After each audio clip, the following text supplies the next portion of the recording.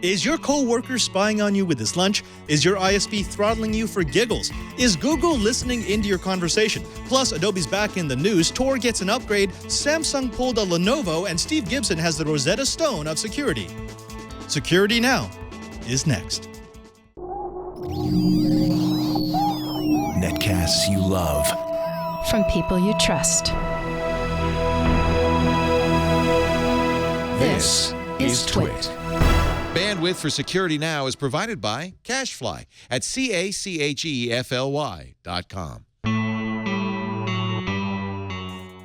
This is Security Now with Steve Gibson, episode 514, recorded June 30th, 2015. Tor's Astoria client. It's time for Security Now with Steve Gibson. That's, of course, Steve Gibson from grc.com. He is the brain behind Shields Up and SpinRite. Very soon, Squirrel. He's the man you want whispering in your ear to find out all the issues about the world of information that we live in. Steve, how you doing today? Hey, Padre. Great to be with you. I get to be working the podcast with you for the next 3 weeks while Leo is off on his world cruise. No. He's doing research, Steve. This is actually, I heard it referred to as a honeymoon on the Twitch show on Sunday. I thought, wow, okay, well, I guess this is like the first time he's been away since he and Lisa got married, so I guess it could be a honeymoon. Anyway, that's what Becky Worley was calling it. I just think of it as we don't have him for 3 weeks, so you and I get to do the podcast. And I am absolutely thrilled. I love every time I get to sub for Leo on the show because it means I get to have a heart-to-heart conversation with a man whose opinion I very much respect on issues that are incredibly important for people who live in a world of information technology. And Yeah, I'm sorry. I was going to say, and you are landing on a great week because we've had just a bunch of stuff happening in the last week. We've got an Adobe issuing an emergency out-of-cycle patch for Flash. I'm going to go a little more deep into it because the information about it is there, and I think it helps to sort of show our listeners like how this war back and forth has escalated. Like, you know, and in this case, it was a Chinese hacking group installing advanced persistent threats. And the level that this battle has reached is kind of sobering. Then Microsoft also updated its root certificate store and ruffled a few feathers. Google's Chrome browser has unnerved some people who are concerned that it's now listening to them without their permission. Samsung did the dumbest thing. I mean, we would seem to have Samsung in the news a lot lately. This is something new, an original solution they came up with for avoiding driver collision. We've got an AM radio that's able to steal nearby crypto keys, an amazing privacy page that someone tweeted me that I want to recommend without reservation. Some new information that ISPs are not being net neutral. An interesting question about NoScript that has surfaced, some miscellaneous notes, and then we're going to talk about the result of some research to see how much Tor's privacy, I like to call it a guarantee, but that's unfortunately a little too strong for what it turns out Tor is actually able to offer. So lots of stuff to talk about. So a light week. This is, not a whole lot's going on. We ought to finish this in a few minutes. This Adobe emergency patch, anytime I hear patch in Adobe, I just naturally assume, yeah, that's of course going to happen. But this one's particularly bad.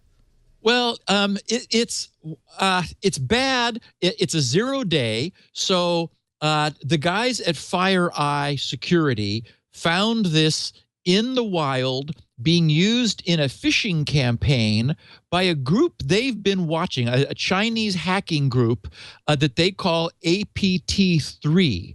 And they've named this Operation Clandestine Wolf. So what they found was that aerospace, and that is United States, aerospace and defense contractors, construction and engineering companies, high-tech and telecommunications and transportations agencies were being targeted. So this is a 0-day vulnerability. and it uses phishing emails to send a sort of a generic looking email. I saw the email in the show notes if anyone's interested. There's like an even deeper dive. But what I liked about this was that the FireEye guys really took this apart.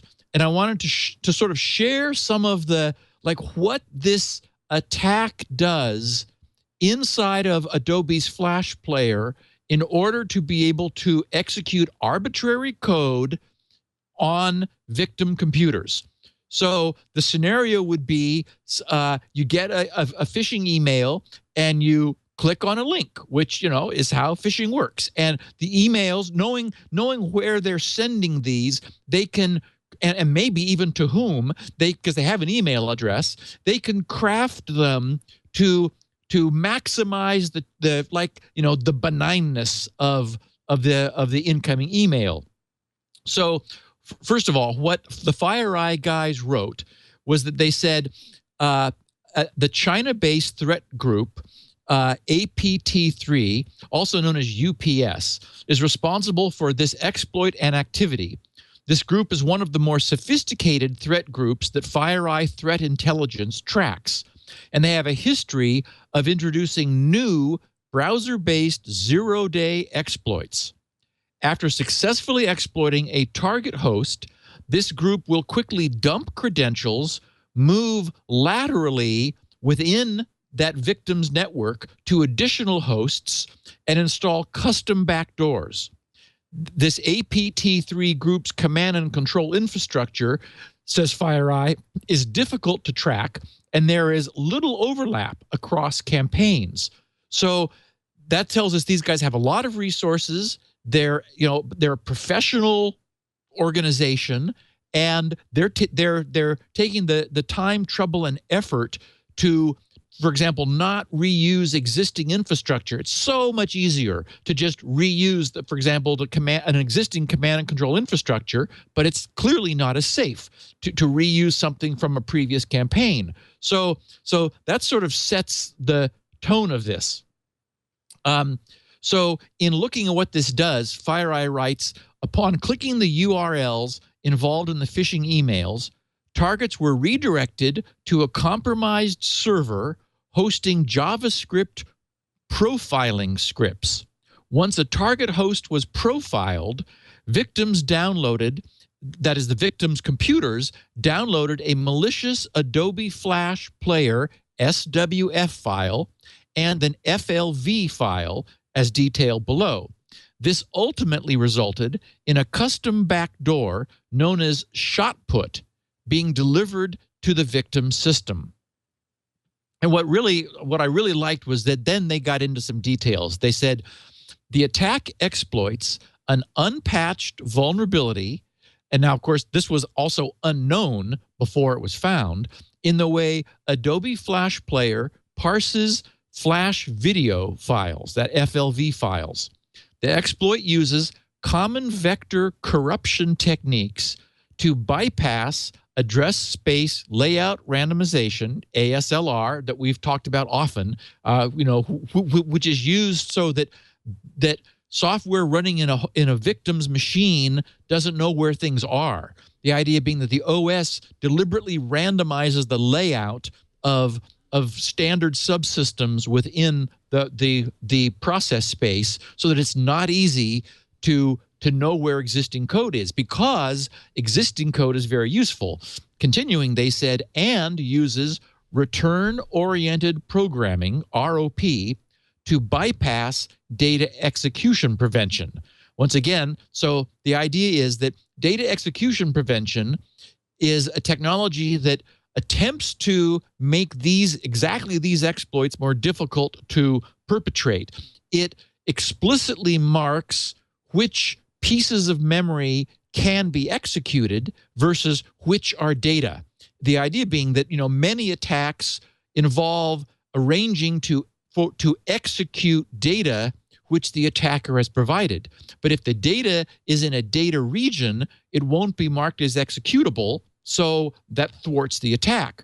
But return-oriented programming is a trick that has developed where you the bad guys, use existing code snippets, sort of like the end of various subroutines or services that already exist in the operating system.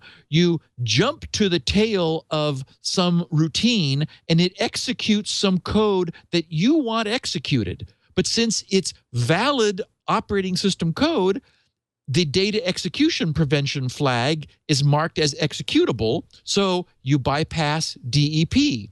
And so by chaining together a series of jumps to existing code, the bad guys can pull off exploits. And that's why you want address space layout randomization, is so that the bad guys don't know where the code is that they want to jump to in order to bypass the DEP. Well, it turns out none of that actually works. Steve, this kills me because address space layout randomization was supposed to be that was the silver bullet. I mean, that was the thing that, well, now we can't have buffer overloads because all they could do is crash something. Right.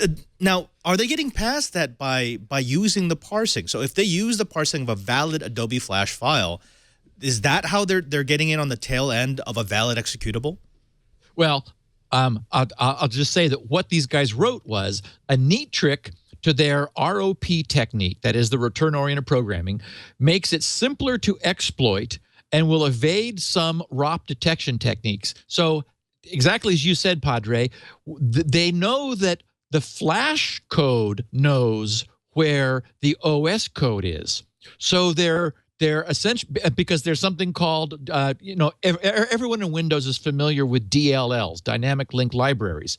So it's these DLLs that are being scattered around. But when the Flash module is loaded, it is linked to the DLLs wherever they are. So the Flash code has to know where these randomized modules are sitting in order for it to be able to call them. And so that's the way these guys get around all of these protections. So of course, I'm not into hacking at all, and people who exploit this for gain, especially since the gain for this, it seems very, let's just say, state organized. They were going after aerospace and defense. They're going after construction and engineering, high-tech, telecom, transportation. But putting all that aside, that's an incredibly elegant attack. I've seen people try to get away from address space layout randomization just by continuously pounding on it and hoping to get lucky. But this is an entirely new level of attack. This is people who actually understand what's going on, and they figured out a backdoor. Well, we can assume, since we know that we're accusing China of having been behind that OPM breach, which is now, every time we look, there's more millions of records that have been lost to that. This is the way that kind of breach begins.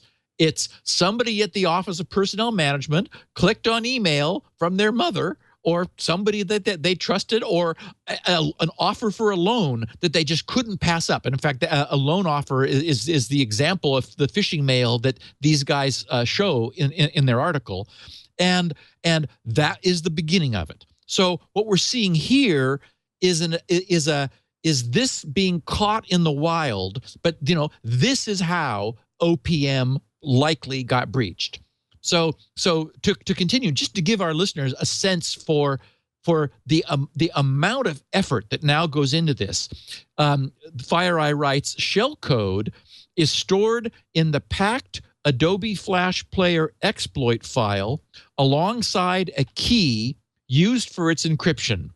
The payload is XOR encoded and hidden inside an image. The Adobe Flash Player exploit is packed with a simple RC4 packer. That's an XE packer in order to make it smaller. The RC4 key and ciphertext are binary data blobs, which is the data type that Adobe uses, that the packer uses to decrypt the layer 2 Adobe Flash Player file. Once decrypted, layer 2 is executed with the function loader.loadbytes. Layer 2 uses a classic, and I love it that these guys are at the point where specific corruption techniques have become classic to them. So they say layer 2 uses a classic Adobe Flash Player vector corruption technique to develop its heap corruption vulnerability to a full relative read-write available to ActionScript 3. In this technique, the attacker sprays Adobe Flash Player vectors to the heap and triggers a write vulnerability to change the size of one of the vectors. The attacker can then perform subsequent reads and writes to memory outside the intended boundaries of the corrupted vector object from AS3, ActionScript 3. Once the attacker has limited read-write access to memory, they choose to corrupt a second vector to increase their access range up to 3 FFF bytes, which is a lot. This second vector is used for the remainder of the exploit. Finally, the attackers use an ROP chain, a return-oriented programming chain, as I said, a series of calls into existing code to call kernel 32, which is the deep kernel OS virtual alloc routine, which is the way you get access to memory in Windows, to mark their shell code as executable before jumping to the shell code. Instead of writing their ROP chain, their ROP chain, to the heap along with their shell code and payload, they used a different technique. Usually, exploit developers will corrupt a built-in Adobe Flash Player object, such as a sound object. Instead, the attackers chose to define their own class in ActionScript 3 with a function that takes a lot of arguments. And in this example, they called it custom class with looks like 80 different unsigned int arguments. Then the attackers can simply overwrite the function pointer with a gadget that adds to the stack pointer and returns to pivot to the return-oriented programming. It's like, my Lord. I mean, so this gives you a sense of this is not simple, but a sense of the amount of industry which is going into now both sides of this war, where Chinese attackers who clearly are state-sponsored at this level, are going through this in order, and must be looking at a disassembly of Flash Player, scrutinizing it instruction by instruction to find something that no one has found before, a way that they can give it some data that it doesn't expect, that it wasn't designed to handle, in a way that they get a tiny foothold, and then they wedge that open further and further and further until they get enough advantage that they're able to run code that they've supplied encrypted in an image file. I mean, it's just amazing. And then, of course, on the other side is FireEye, who finds this and then goes through and reverse engineers what the APT group has engineered in order to understand what they've done, and then says, oh yeah, this was the classic this and the common that, and it's like, oh yeah, this is, the way things are done these days. I just, once upon a time, we were just glad computers worked. Yeah, Steve, that's an incredible mind dump, and I know there's still a lot of people in the chat room who are kind of reeling from everything you just explained. But let's go back to that the Adobe Flash Player, the classic vector corruption technique. So my understanding is you throw these vectors onto the heap so that they can be used, but then you use that write vulnerability in order to increase the size of that vector that you're playing with, which gives you access to memory you shouldn't have access to. What makes it so difficult? If this is really a classic attack, what makes it so difficult to close off that vulnerability? Just not let you rewrite the size of a vector once it's on the heap. Well, see, this is the problem, is that all of these exploits use features which we've built into the system for the good guys to use. I mean, for example, a buffer overflow, a classic stack-based buffer overflow. The stack is there for convenience. It's very fast to allocate some memory on the stack. It like takes no time at all. There's no faster way to briefly borrow some memory from the system than from the stack. You don't have to ask the operating system. You just change a register in the processor, and it says, oh, okay, any additional space will be below that, so that sort of reserves the chunk you've asked for. The problem is we also store return instructions on the stack. So the stack is like a convenient scratch pad, and it's the abuse of that convenience that bad guys have figured out how to leverage into an exploit. And so that's what we see everywhere is fundamental features of the system which are installed to be used for good that they don't know how they're being used, and so they don't know that they're being abused. Well, Steve, let me dip into some of the voodoo here. How would the FireEye guys be able to backwards engineer this? I mean, okay, so they notice there's some strange behavior going on a workstation that they're using for research. What would be the typical process to step back and back and back? I mean, of course, they're going to look at the usual suspects. They're going to look at the common corruption techniques. But at some point, to figure out this kind of detail, how do they do that? The only way you can really do it is by following it in. And so they probably captured a phishing mail. Something brought this to their attention. There was, they found a corrupted system. Then they looked at the recent email in that person's inbox and found something suspicious. That gave them the link, and then they were able to follow the link to the website, see what the website was doing, what payload it was downloading, and then in a highly instrumented machine, they watched this thing happen. They like followed it in and watched what it did as it went about doing its work. After the fact, I mean, many of these things cover up their own trails, so you can't see what's going on after the fact. And so the only way to catch it is by literally single stepping and like watching it go in, and they're seeing it do things, and they're having a series of oh my God experiences, and at some point they see what the entry point mistake that exists in the Flash player, and then from that point you're into classic techniques. You need some foothold, a little foothold, and then what's happened is that the bad guys have become expert at prying these open. Steve, we've actually got a very good comment from the chat room from Sinak, who wonders if containerizing your apps, all apps within an OS, would solve problems like this. And that actually reminds me of a conversation that we had when VMs started becoming very popular. And people said, well, you just run everything in a VM, and a VM is not aware of any other VMs. It's not aware of the hardware it's running on.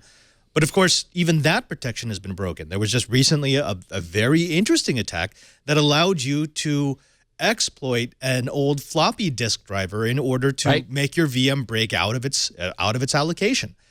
What we the have, same thing's going to happen with containers, right?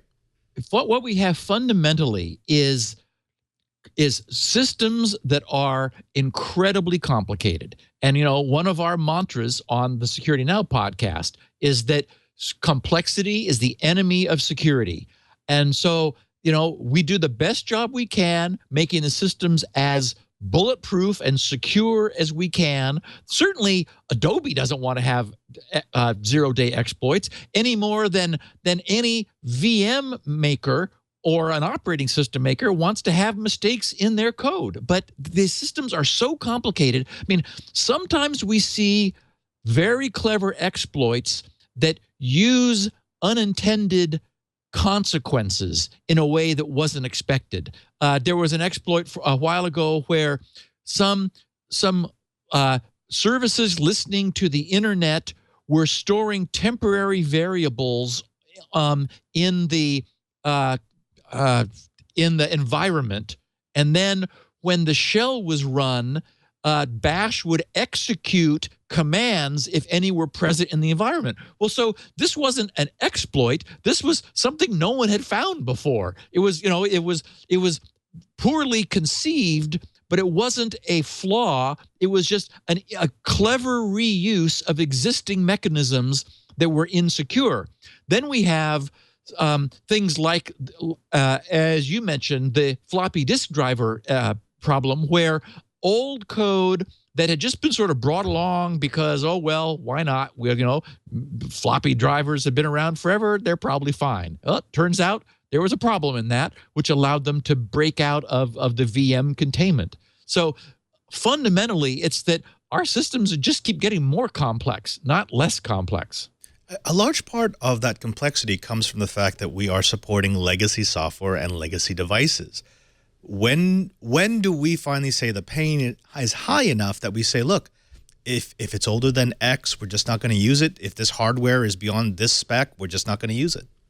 Well, one of the things that Apple has been good at, and it's sort of regarded as a mixed blessing, Apple's been rather ruthless at terminating old API systems that they just figure are old enough that not enough people are using them anymore. Microsoft is far more reticent to do that. Microsoft is all about making sure that all of your legacy stuff still works. So that, for example, when they remove 16-bit support, 16-bit code support from the base Windows 7 OS, they said, oh, yeah, but, we're going to give you a VM where you'll still be able to run that if you really have to. Microsoft just doesn't want to leave people behind. Apple's a little bit more ruthless about it. And I would argue that at some point, this stuff does become so old that you just have to say, look, this, supporting this old stuff is just too much of a problem. And in fact, we really see that with smartphones, where vulnerabilities are found in years-old phones, and the carriers just can't be really bothered with going back and patching old OSs, leaving people with known vulnerabilities that are just never going to get fixed. Well, I think we as a geek society, we like to hold on to our old things. And someone telling us that, no, you can't use it, that doesn't sit well with us, even if we know it's for our own good. Even if we know, yeah, you know what? I probably shouldn't be using that Windows XP machine because it's host for every kind of vulnerability I can think of right now. I'm still going to want to use it.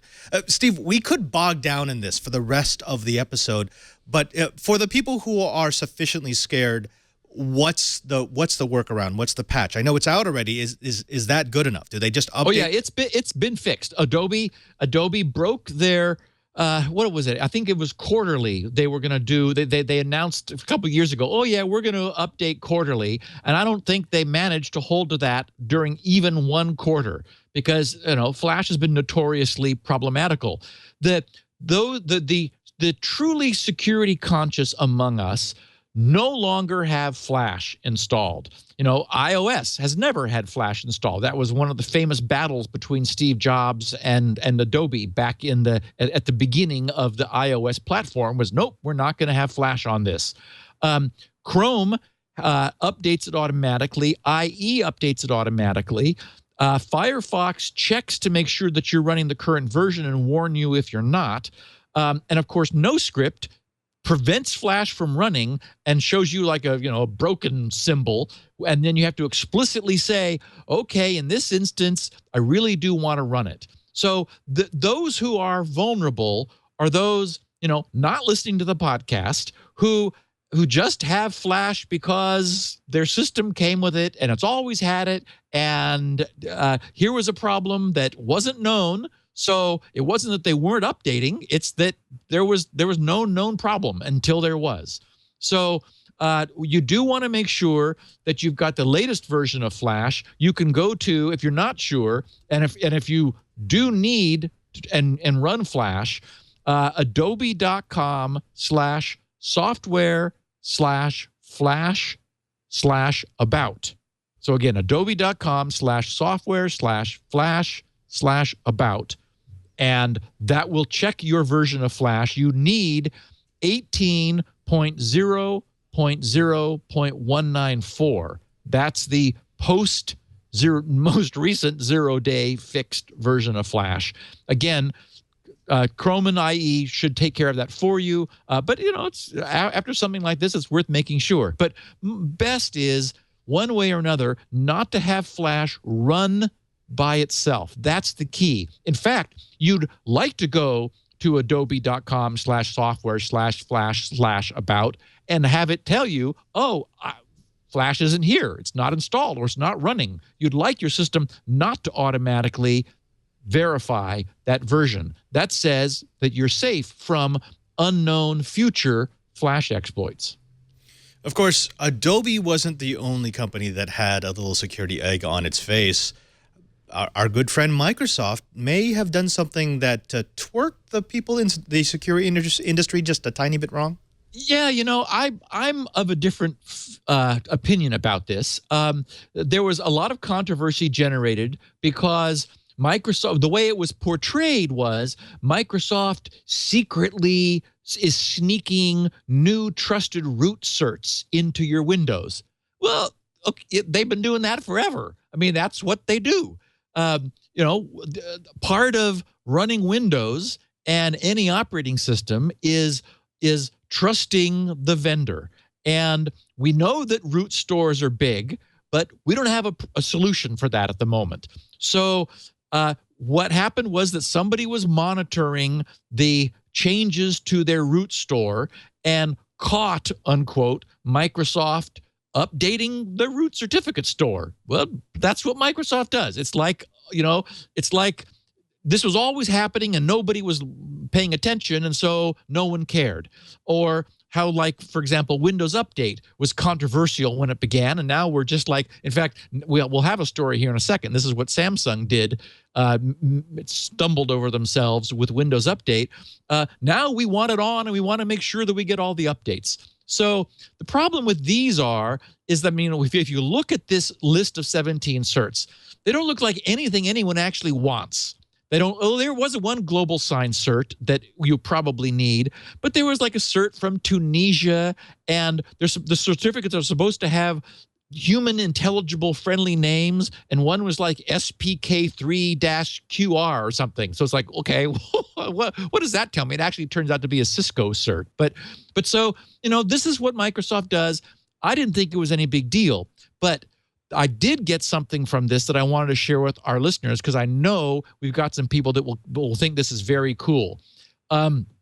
There is a root certificate auditing tool called RCC. It's a very small executable. In fact, I was surprised. I was impressed that it was so small. It was like 40K or something, because it takes advantage of Windows PowerShell commands. Anyway, this audits your certificate store in both your Windows store and Firefox, and notifies you of any certs that are suspicious, which is really handy. For example, it would immediately reveal the Superfish certificate that had been stored in the Windows root, and it would show if your employer was had surreptitiously added certificates to the root store. Anyway, it is at trax.x10.mx/apps.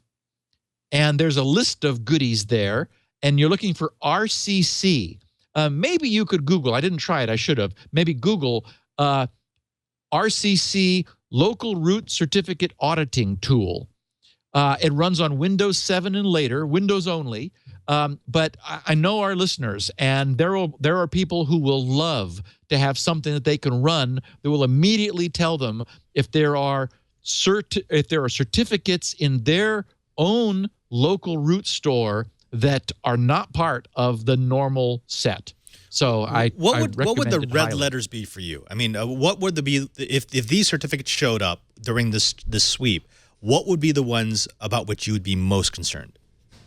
I guess I wouldn't know, and it's like, it's like the judge famously said of pornography. He knows it when he sees it.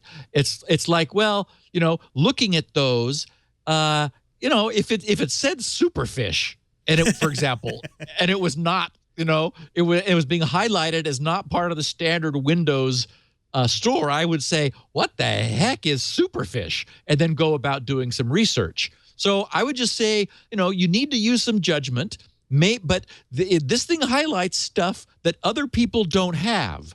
And so, which immediately asks the question, or begs the question, why don't other people have this? Why do I? What makes my computer different? So, for example, if you've got antiviral software, which is doing HTTPS interception in order to protect you, unquote, you will find its certificate sitting there enumerated as not part of the standard trust store. So anyway, I think our listeners are going to go nuts for this. I wanted everyone to know about that. That's a very cool. Yeah, everyone should have that in their toolkit. That's I'm playing with it right now and finding a few interesting things in my box here. So you've got me paranoid.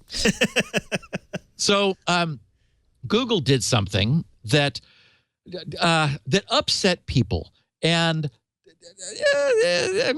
these sorts of things are making me glad that I'm still over on Firefox. They without permission and without any announcement, quietly added something to Chrome and the Chromium project, which is ostensibly open source, to allow them to add the OK Google speech recognition. It's there. It's in mine. So if you open Chrome and put in Chrome://voice search. In fact, if you put in like VOI, that's all you need, and it'll complete it for you. You will find it saying microphone, yes. Audio capture allowed, yes. In my case, I didn't have a microphone on my machine. I'm using a different machine, for example, for the podcast, so that it wasn't able to do that. But this came to light because apparently something about the way the Debian packages install themselves caused this not to be off by default. Google has said that you have to opt in under Chrome settings, Chrome://settings. You need to turn on enable OK Google in order for this to happen. But Debian users noticed that the light was on, showing that their webcam was active without them doing anything. So Google's pushing it off on something about the way Debian's packages update. The controversy is that what Google has created is a blob. It's a binary blob which breaks with the whole concept of open source, especially over on the Chromium side. Chrome users just like, okay, well, whatever Google wants to do is fine. But the people who are active with like building their own Chromium browser, they take some offense at the idea of a blob being secretly downloaded by their Chromium browser.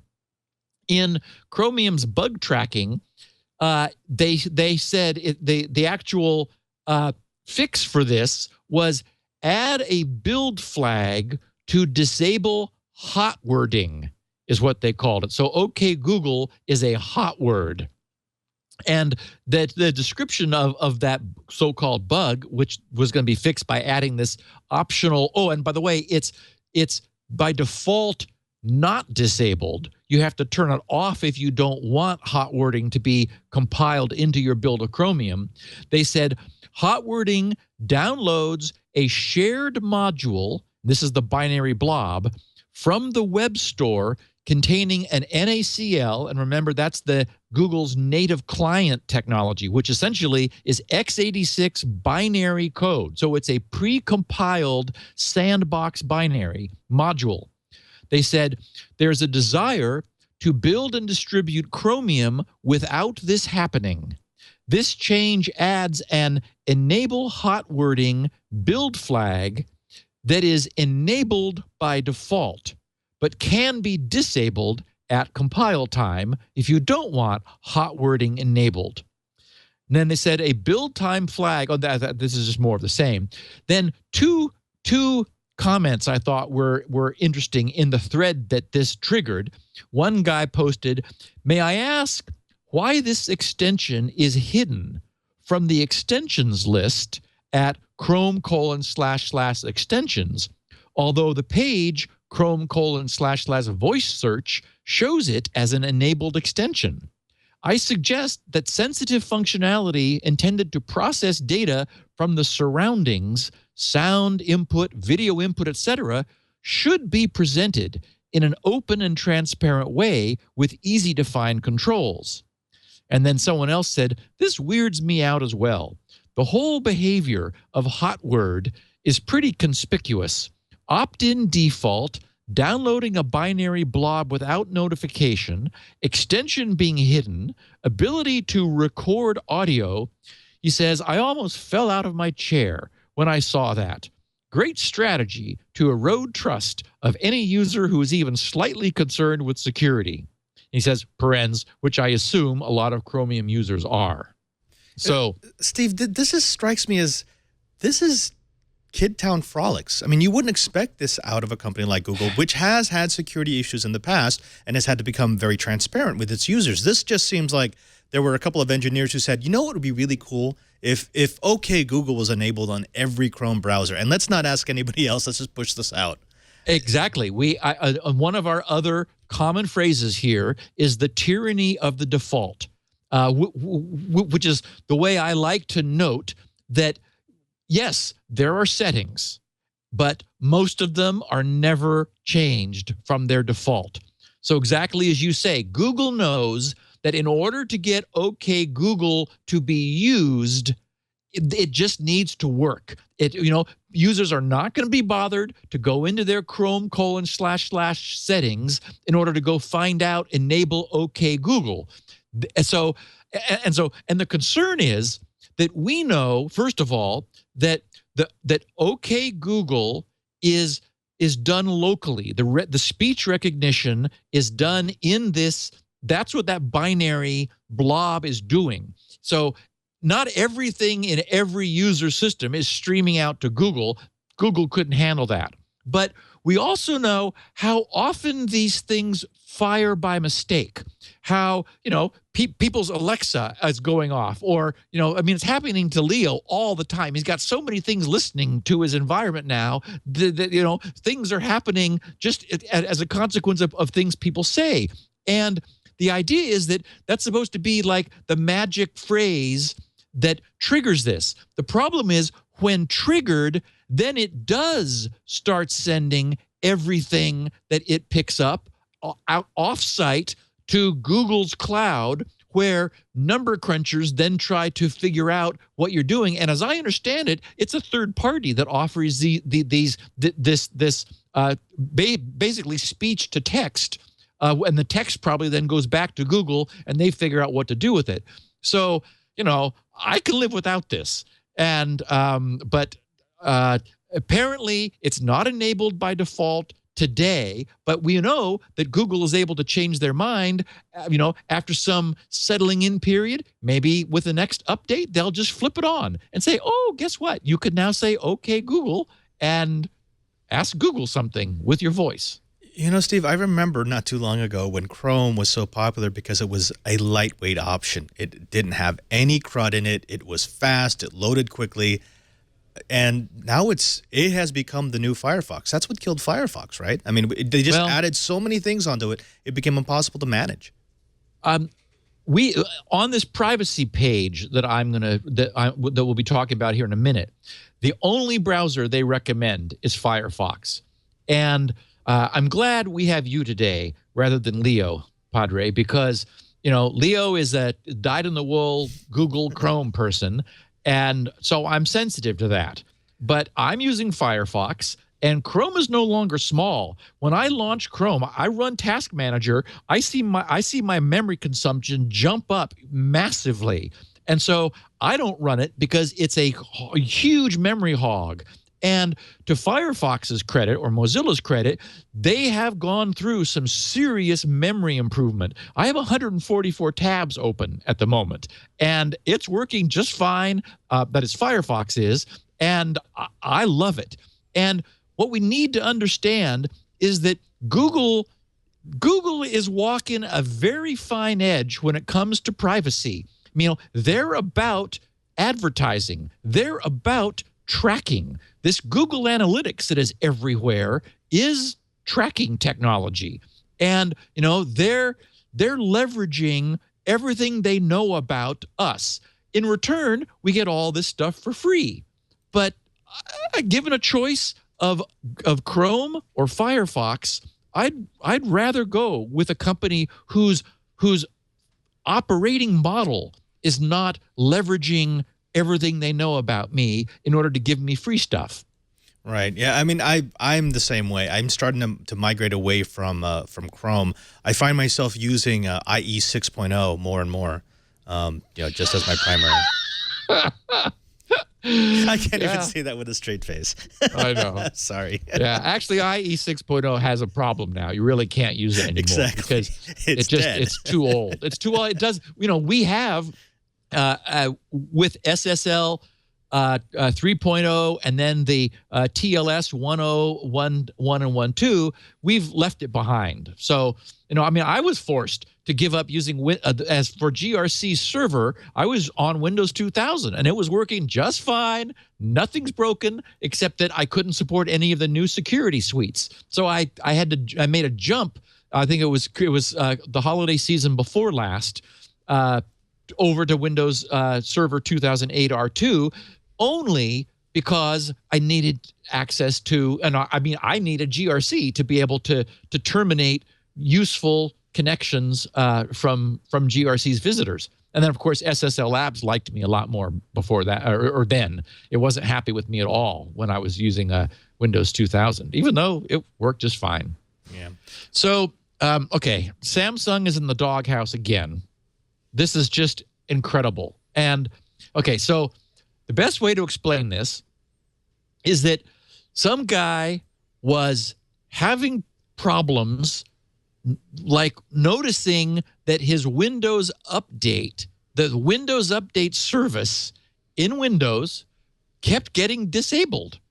And he'd like, well, it sort of seemed anomalous the first time. Then he turned it on again, and then it was disabled again. And he rebooted, and it was disabled. Then he turned it on, and it was okay for a while. Then it was disabled.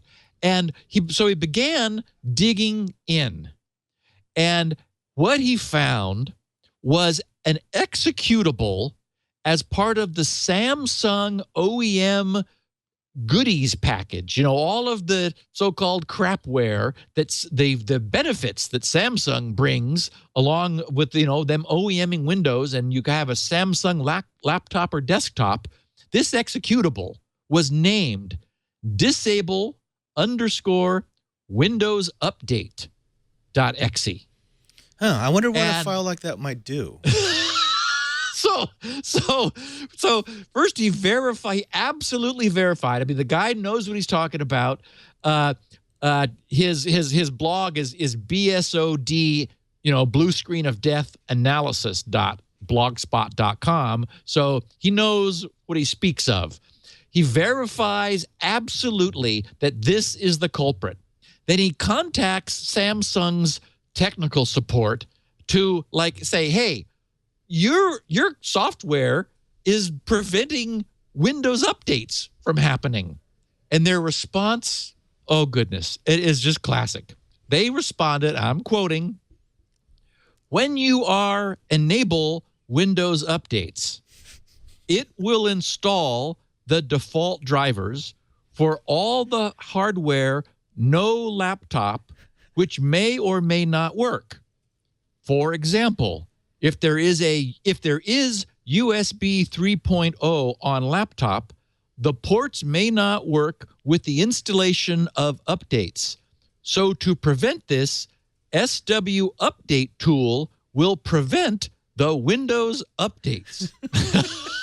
It's very poetic in a fortune cookie style way. In sort of a haiku fashion. Yeah. So what we've got is Microsoft is not happy. Samsung has danced around this and sort of it's not clear what their official position is, except they say they're working with Windows. And so it sounds like essentially what happened was Windows Update was replacing some Samsung drivers, which for whatever reason Samsung hadn't registered to prevent replacement or haven't provided to Microsoft to offer through Windows Update properly. I mean, obviously nobody else has this problem, but Samsung decided, or some engineer somewhere, probably the same guy that thought Superfish should be included as with all these OEM bundles. Let's just turn this pesky Windows Update service off because it's bothering our own drivers. I know that Patrick Baker, who was a Microsoft MVP, he's the one who first broke the story. He actually discovered this. And his gut feeling is that it's Samsung's implementation of the USB 3 drivers. For some reason, their hardware doesn't work well if Microsoft updates its kernel. So, I mean, go figure. Again, this is a lot like the Google situation, and it's very much like the Lenovo situation in that it's some engineers who there's a recurring problem, they can't figure it out. One of them figures out, oh, if we turn off Windows updates, there's no problem. And they don't pass this up along the chain, along with the impact, which could be, oh, yeah, by the way, we're basically opening up every Samsung customer to a world of exploits. Well, and you're also, for example, there's a molehill somewhere, so you drop an atom bomb on it. It's like, wait, if you've got a problem with your USB 3 driver, fix the problem. Don't completely disable all Windows updating for your customer base for the rest of time. It boggles the mind, Steve. Yeah. Problem solved, though. Hey, in fact, this isn't an engineer. No more. This can't be an engineer because an engineer at Samsung would have figured, that's probably not a good idea. That's we probably don't want to do that. Oh, yeah. My goodness. So, okay, this generated more tweets this last week than anything else. And I have to say that it was the pita bread that really put the icing on the cake. The fact that you could tuck this thing into a piece of pita bread, that I don't know. I was going to call it a tempest in a teapot because, of course, Tempest is the famous technology for using radiation from something for spying. But so Tempest in a teapot. But I thought, well, no, Tempest in a pita bread doesn't quite have the same ring. So this is an early look at a paper that will be presented at the workshop on cryptographic hardware and embedded systems this coming September 2015. Some beautiful engineering on the part of these researchers. And quoting from their page, they said, "We successfully extracted encryption keys from laptops of various models running GNU PG, a popular open source encryption software implementing the OpenPGP standard, within a few seconds. The attack sends a few carefully crafted ciphertext." This is the brilliant part. The attack sends a few carefully crafted ciphertexts, and when these are decrypted by the target computer, they trigger the occurrence of specially structured values inside the decryption software.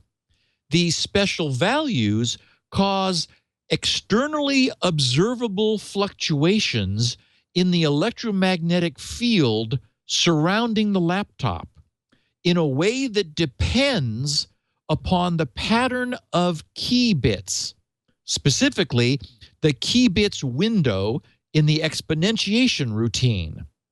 The secret key can be deduced from these fluctuations through signal processing and cryptanalysis. Wow. It's just a beautiful piece of work. So, so they have multiple versions of this. In their first one, they use an SDR, a software-defined radio, and a wire going off to about a 6-inch diameter loop which they hold near the laptop. It can work a few feet away. But it still needs to relative proximity, and of course if they invested time in directionality and signal amplification, they could end up with a gun sort of thing that you point at a laptop. But I mean, it isn't the case that the key bits are just tumbling out. The secret to their cleverness is that they exactly understood the open source algorithm. They were able to determine that by causing it to decrypt a specific ciphertext, the act of decrypting it would generate relatively low frequency transients. That's the other thing, is even though the processor is cranking away at 3 gigs, the actual signal that comes out is about in the 1.7 megahertz range, way lower.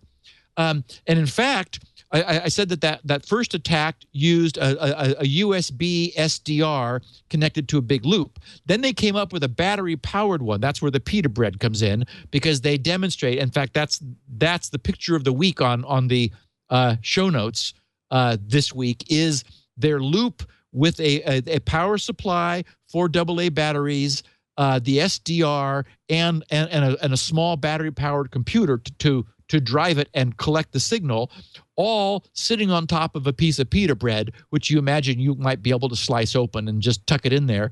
And, if there was a lumpy looking pita bread sitting next to your laptop at Starbucks, you might want to think twice about, using PGP to decrypt incoming mail that you weren't expecting, because that could contain this special ciphertext and leak your PGP keys to the pita bread, which is nearby. If you're in the office and one of your coworkers is walking around with a euro all day, then maybe you want to take a look at it. Just a little.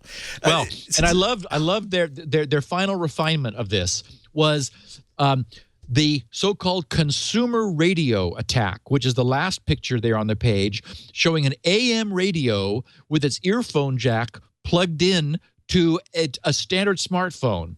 They said the consumer radio attack, despite its low price and compact size, assembly of the PITA device still requires the purchase of an SDR device. As discussed, the leakage signal is modulated around a carrier of around 1.7 megahertz, located in the range of the commercial AM radio frequency band. We managed to use a plain consumer, I don't even know where they found a plain consumer grade radio receiver. It looks like something with a 9-volt, well, it's called a transistor radio battery for that reason, that we listened to in the 70s. But so they used a plain consumer radio to acquire the desired signal, replace the magnetic probe and SDR receiver, replacing the magnetic probe and the SDR receiver. We then recorded the signal by connecting the radio to the mic input of an HTC Evo 4G smartphone, and still pulled off the attack with the radio sitting next to the laptop. Beautiful, beautiful. It's a great bit of engineering. Steve, let me ask you this. So this is essentially using the fact that your computer is an antenna. Not a great antenna, but it's still an antenna. Transmitter. Exactly. A transmitter.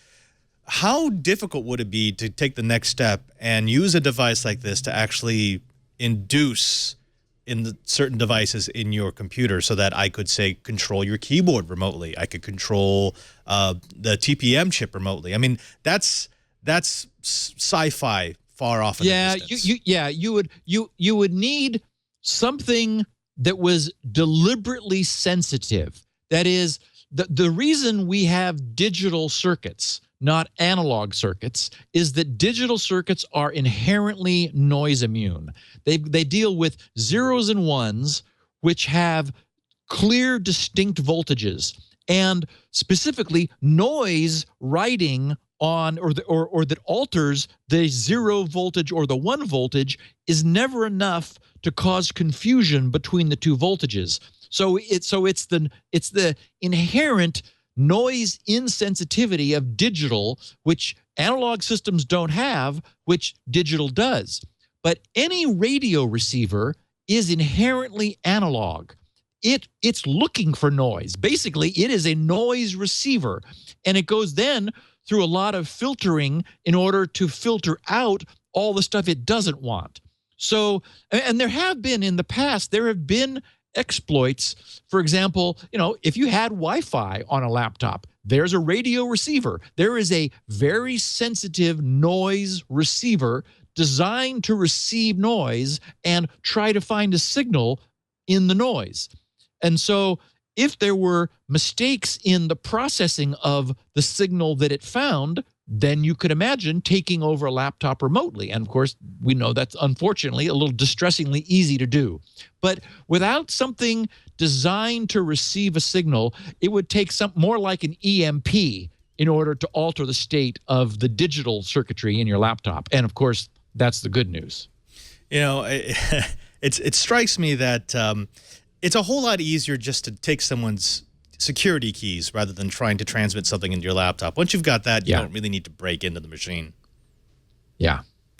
Okay, well, now that I know I need to keep my laptop covered in tinfoil, what's next? So, okay, absolute number one recommendation of maybe, there have been too many good things we've covered this year, so I can't say of the year. But I need to give a shout out to Mike Liljendahl, Liljedhal, who tweeted me, maybe you have seen this privacy site, nice aggregation. Anyway, I had not seen it. I thanked him, and I want to tell everybody about it. So it's www.privacytools.io. And oh my goodness, is it wonderful. It is on our side. It is crowd-driven. At the bottom of the page, they talk about their areas on Reddit where they're saying, please talk to us. Tell us your tips and tricks. The headline of the site reads, "You are being watched. Private and state-sponsored organizations are monitoring and recording your online activities. Privacytools.io provides knowledge and tools to protect your privacy against global mass surveillance." So the page is just a cornucopia of things that we have recommended, and like it's like a one-stop shopping for among the best sorts of privacy tools in the industry. So right off the top, at the top of the page, they offer a private search, which I played with a bit, and I noted that it was sometimes pulling from Wikipedia, so it was forwarding the search to Wikipedia while stripping any information in its forwarding about who you were, and also pulls from Google doing the same thing. So excuse me. So it serves as a proxy layer between you and other search systems. It queries them, but blinds them to who you are. So you can just use this private search that they offer to do your searching, and it shows which search solution produced which result. Very nice piece of work. And then they talk, the page is also laced with sort of stuff that we talk about on this podcast all the time. For example, why is it not recommended to choose a US-based service? And they said services based in the United States are not recommended because of the country's surveillance programs, use of national security letters, they said parens NSLs, and accompanying gag orders, which forbid the recipient from talking about the request. This combination allows the government to secretly force companies to grant complete access to customer data and transform the services into a tool of mass surveillance. So, for example, then they provide a list of VPN providers which with extra layers of privacy. The VPN providers have no affiliates, and so this page shows you a table of the jurisdiction, where the offering company resides, whether they maintain logs over time, and like I don't think there was a single one in there that said yes. So none of them are doing logging. These are privacy protecting VPN providers. What kind of encryption and coding they offer, whether they take Bitcoin, and I think they all do, how many servers they have, whether they allow you to use peer-to-peer networking a la BitTorrent through, and lots of them do, what the cost is, and whether they support a warrant canary, which then they go on to explain what a warrant canary is.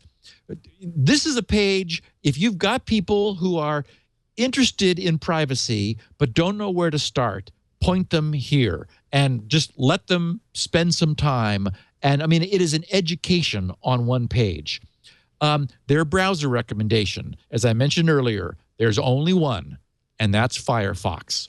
And then they note that what Tor bundles as its front end is a modified version of the Firefox browser because, again, we know it's open source and we know what Mozilla's intentions are. There's a discussion of browser fingerprints that we've talked about, educating you about what that is, and giving you a button that can check to see whether your browser is presenting a unique value to the internet with every query that it generates or not. And of course, the button forwards us to Panopticlick that we've talked about extensively in the past. The way browser headers contain so much information that you can often generate a secure fingerprint from that. This is what's coming off of my browser. This is Chrome. Yeah, that's a fingerprint.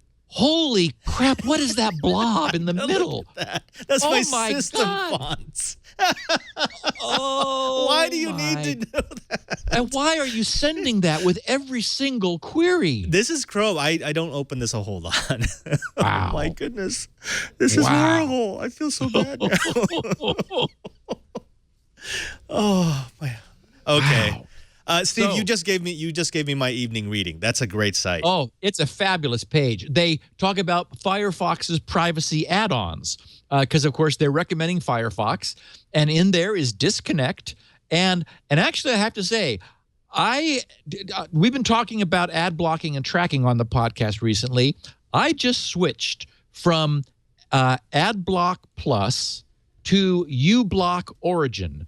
uBlock Origin is the one these guys recommend, and that got me off my butt. I know that uBlock Origin blocks more than AdBlock Plus, and AdBlock Plus has been a little controversial lately because, of course, they sell non-blocking to companies that don't want these guys to block them. They do have a requirement that the ads not be annoying, so you are blocking annoying ads, or you're getting non-annoying ads if ad block is there. But uBlock looks very nice, and it also gives you a running total of how much good it's done for you, which is always fun. There's even a fingerprint spoofer add-on for Firefox that relates right to what we were talking about browser fingerprints. This deliberately scrambles some aspects of your outbound queries in order to spoof your fingerprint so that you aren't trackable that way. They've got a cookie deletion add-on, the HTTPS Everywhere add-on, and of course, NoScript.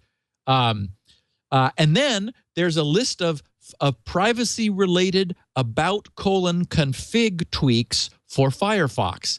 Things that, we talked about about::config all the time. That's where the Mozilla tracking protection setting is. That's not yet in the UI, but so you have to go into about::config and put in tracking protection, and it then in the search box, and that limits you to about 5 or 6 items, and you want to enable tracking protection. But this is a whole bunch of additional tweaks relating to privacy. Then they talk about email providers. Again, a beautiful page showing where they're located, how much storage, are they free or not? If not, what do they cost? Whether they take Bitcoin, what kind of encryption they offer. They go through email clients that they recommend email alternatives, encrypted instant messenger, encrypted voice and video messenger, encrypted cloud storage services, self-hosted cloud server software, secure file sync software, password manager software, file encryption software, decentralized social networks, DNS providers that have privacy in mind, PC operating systems, live CD operating systems, mobile operating systems, and open source router firmware. I mean, this page has it all. I can't recommend it highly enough. Wow. So, yeah, if someone is really confused, because let's say they've listened to an episode of Security Now and they're blown away about everything they're leaking out, this is the site you recommend they go to and say, look, this is your toolkit, this is your toolbox, this is the primer. Look through this and pick one from each column, and there you go. That's your starting point. Yeah, I just think, I mean, our listeners will dig into things like the about:config privacy enhancements for Firefox, and and I know people are curious, like, what would you recommend for like a really good privacy enforcing VPN? And I've asked several VPN suppliers what are their logging policies and never had a response. Here we have a page of them located in places like Sweden and the Netherlands where you would like them to be, not in the US, and they explicitly say, we're here to protect your privacy. You can use BitTorrent and we do not log your actions. It's like, okay, that's the VPN I want for that kind of privacy protecting work. Steve, let me ask you a question. There was something very early on in that site, which I understand. They can't recommend service providers in the United States because of the political environment that we've built around security. There can be national security letters that basically bypass all of our freedoms and protections. You've got the federal government telling service providers, big service providers like Google and Microsoft, that they can't tell us when information is being requested about that. So I get that. Yep. But when they say they can't recommend services in the United States, what are the next logical options? Where can you go and say, hey, I know the things that are happening in the U.S. are not happening here? Well, we know that the UK is off the chart for good guys also. The UK is seriously looking at legislation to outlaw cryptography. It'll be insane if they're able to pass that. We hope not. And the same thing goes for the U.S. We also know that various governments have colluded with each other. For example, there are legal restrictions prevent our law enforcement from monitoring U.S. citizens in the U.S., but they don't prevent the UK from doing so, and vice versa. So we know from some of the documents that Snowden leaked that there are agreements between the intelligence services of other countries to essentially perform information exchanges. So I would say we know the U.S. is out. You wouldn't want to be in China or the U.K., I would say not in any repressive regime. You'd want to be in a country which is generally known for freedom and honoring the rights of its citizens. There's not a whole lot to pick from, though. I mean, and what there really aren't. I mean, because everyone's either in collusion with the United States or they've got their own program running. I mean, China's got a program running. Russia's got a program running. Any of the large developed countries will have something in their infrastructure that allows either them or someone else to take a peek. There was actually a counterexample that was offered to me on an episode of Twiat, where in trying to move your vital services, let's say I'm trying to host an app, I'm trying to host a service, to a place where I think my freedoms will be protected, I actually red flag my service as something that the NSA should really pay attention to.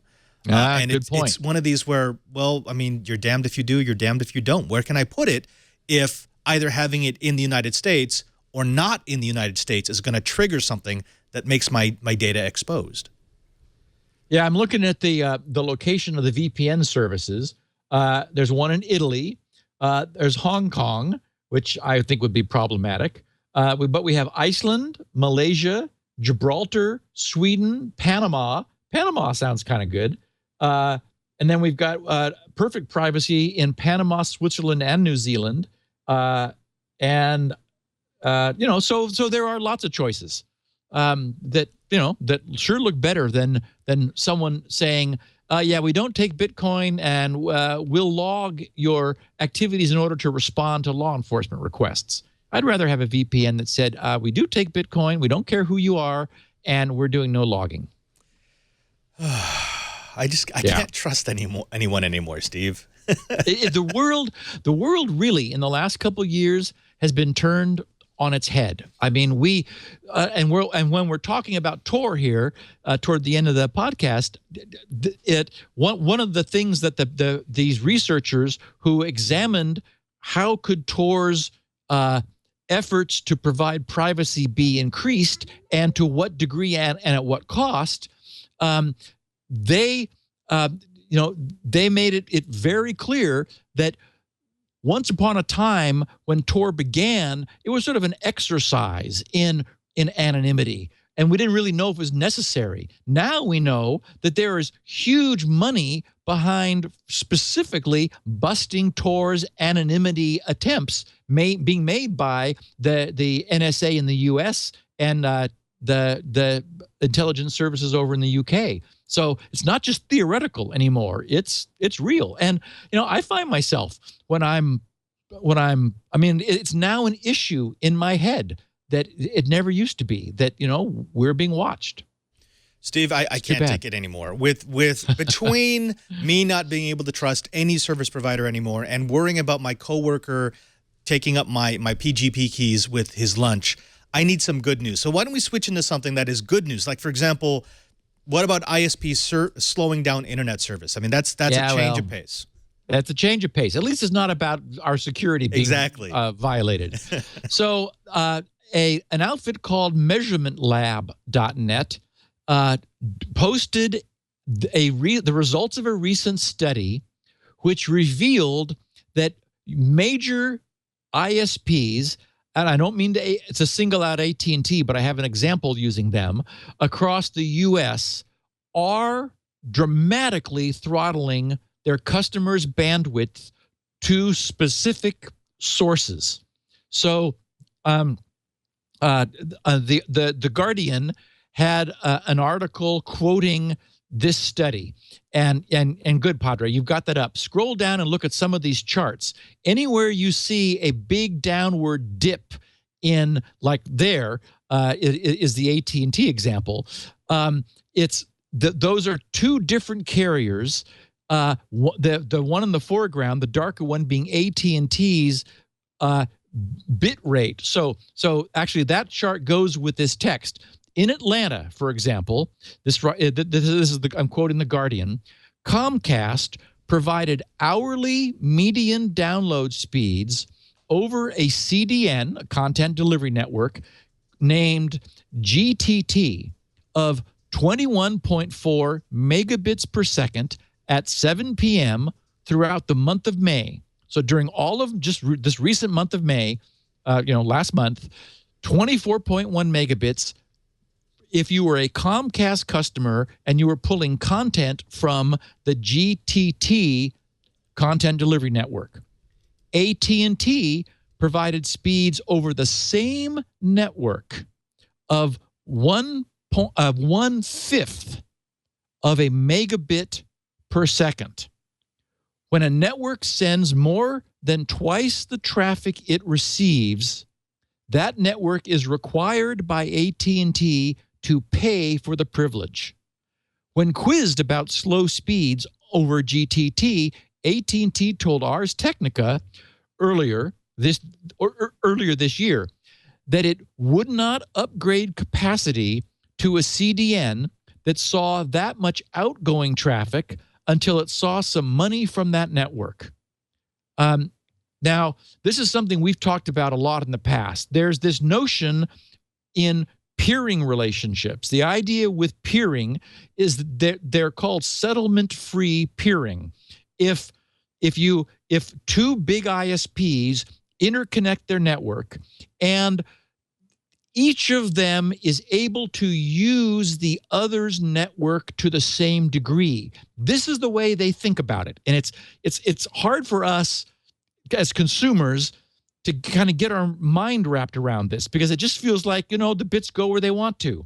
But the way ISPs consider it is if they're peering with some other network which is massively one-sided, meaning massively incoming, then they feel that other company is using their network unfairly. That is, that company is getting more use of their network than they are getting of that company's network. It isn't reciprocal. And so the ratio, it really does matter in the networking world. I remember when I set up my relationship just as a co-location, website and services with Level 3, I was asked, what's the ratio of my incoming and outgoing traffic? They did not want it to be too lopsided because, of course, every one of their customers who has that ratio aggregates together, and then they end up having a problem if everybody is too lopsided. So this is back again. This is the Netflix problem. This is the way the internet has evolved. Is for the first time ever, we're delivering incredible amounts of bandwidth, like Netflix, which is the majority of the traffic on the internet in the evenings now. And that's not the way it used to be. So that is incredibly one-sided. It's bandwidth, video coming from Netflix through multiple providers, finally to the subscriber's provider, where it's then delivered. But in any of those links, if the bandwidth is heavily lopsided, the person receiving the traffic doesn't feel they're getting a fair deal. They feel that their network is being used and they're not getting reciprocal use of the other network. Well, no one is going to get reciprocal use of a content delivery network. By definition, it's delivering content. It's not receiving very much. So this is the problem. And what's significant here is that AT&T is reacting. They are saying they are deliberately punishing this GTT CDN by throttling its incoming traffic. Comcast is not, and so Comcast customers are pulling 21.4 megabits from this CDN for whatever content it happens to be hosting. AT&T customers are being hurt because any content they want from this GTT is trickling in at 1/5 of a megabit as opposed to 21.4. So 1/100th the speed. Essentially, it's interesting that these are tier 1 peers. When we talk about CenturyLink, AT&T, Comcast, these are all up in the tier 1. The fact that they would make an arrangement with a CDN in the same tier, that really doesn't make sense to me. I mean, they would know from the onset that, a CDN is never going to have as much of your network's traffic flowing over its network as it is vice versa. So if anything, I think now that we're starting to see transparency in these peering deals, and let's demonize AT&T if we want to, but they do have a legitimate complaint in that it's not a true peering arrangement. At least this will force them to say, okay, well, what's a real peering arrangement and what's not? Who can I deal with as an actual peer and who should be paying as a customer? And we get to figure out, we get to find out exactly what's going on back there. That all used to be backroom deals. And right. Now we're actually seeing the info. And again, remember, I did not mean to pick on AT&T. On that page, it shows all of the various major providers at one time or another, for one reason or another, are upset with one other party or another. And I think that the argument is a CDN isn't paying for the bandwidth it's using. That is, it's charging its customers for offering high bandwidth service, but not paying for the bandwidth that it's charging for, essentially. I mean, so, they're highly profitable, a CDN is, if it charges people for caching their content and has a free ride to deliver it. So, I mean, I can see the argument that like some rethinking of like these fundamental relationships need to happen. And as you said, Padre, that doesn't happen. I mean, at least the public can't get involved until it comes out of being backroom deals, and there's some light shined on it. But it's a report like this that puts the lie to the claim that, oh no, we're net neutral, we're treating all traffic the same. I mean, this is why they're fighting back against net neutrality, is they want money for the bandwidth that they feel they're unfairly being asked to provide to another company that is profiting off of their bandwidth without paying for it. But to offer the other side of the argument, you could say this: why would we pay for a network that doesn't connect to anything? Right. Why would I give you my monthly subscription if I can't connect to any of the content that I want? Isn't that what I'm paying you for? Right. I mean, that's the other side of the argument, which is, yeah, you could have an ultra-fast network that peers with nobody, and I would never contract with you because I can't get the things that I actually want to see. Right. And if in this country we had choice, then we would have some leverage. But for example, in Southern California, we have Cox. There is no AT&T, no Comcast, nobody else. We have absolutely zero choice. And so this is the problem: is we're not able to vote for the provider we want because we can't choose who we want. I have nowhere to go if I want a broadband connection. It's Cox, period. Where I live in California, and actually also down in so San Francisco and in San Jose, I've had choice in that I've had Comcast and AT&T, but that's not a real choice. I mean, even the FCC has recognized AT&T doesn't really provide DSL. Standard DSL is not broadband. 1.5 megabits per second is not broadband. So, right. I mean, and I love the fact that in the last 6 years, they've come around to the fact that, oh, by the way, satellite delivered internet, that's also not broadband. And, if you have a 56K modem, which used to be considered broadband, that's really not broadband. And I, for one, prefer a system, even if it's messed up as it is right now, where I have access to that information. And as you said, I may not have access input into the policy, but at least I know who's playing above the board. Right. Yeah. Right. Okay, well, that was good news. Yeah, well, okay. So I feel better. This is sort of neutral. And that is, the question was raised, should we trust NoScript?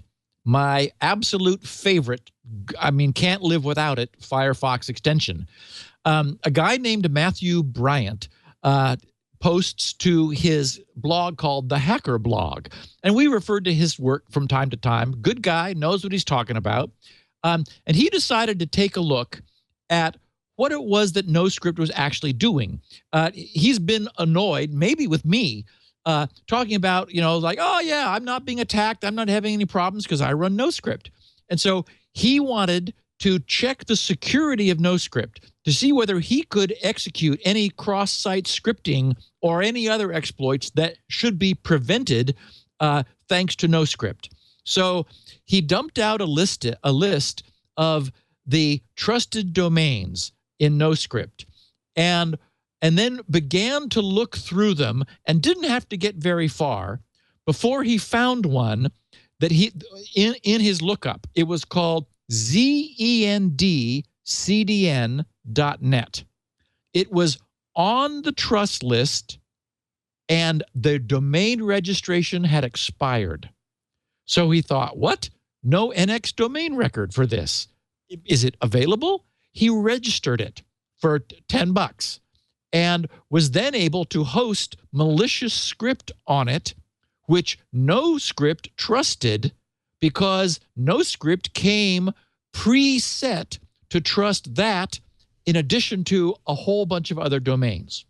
Oops. So upon finding this, Matthew writes in his blog, he said, I contacted Giorgio Maone, who we've talked, Leo knows Giorgio. He's the guy, the author of NoScript and the maintainer, about the vulnerability. And the response time, writes Matthew, was incredibly quick. Within hours, Giorgio had a patch out on his site, and less than 2 days later, the patch was pushed to all NoScript users.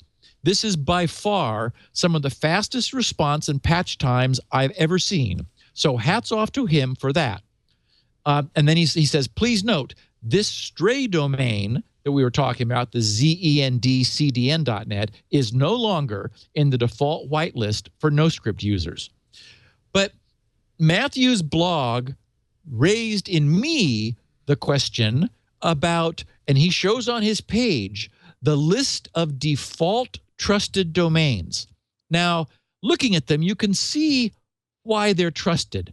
They're probably to minimize the pain that a novice NoScript user goes through. So things that people are probably going to end up trusting anyway, like google.com, live.com, live.net, msn.com, outlook.com, things you probably would trust, he preloads.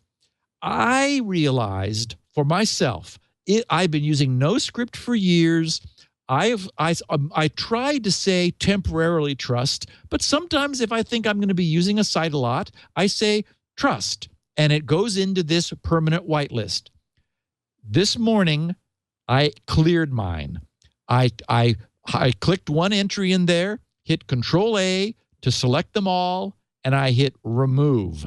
And so there's a few that are grayed, like about:config, that is, that aren't really domains. They're domain-esque because they're shortcuts that Firefox uses. Otherwise, I am starting over. And I think if you don't mind the hassle of retraining NoScript, I was never really aware. I wasn't paying attention years ago when I first installed it about the list of pre-trusted domains. But I don't want any. I'm willing to have to go back and say, yes, google.com, I guess, and, Google Analytics, maybe, and so on.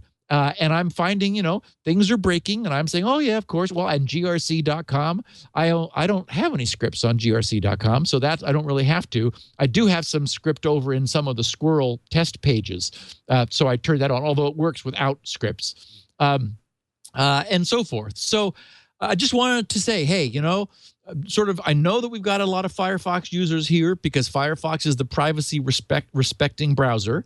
We've got a lot of NoScript users in Firefox because we all understand that while scripting may not be perfect protection, it's, you can't run a Flash exploit when you go to a website if you got NoScript there. It will block that. So I definitely want that present.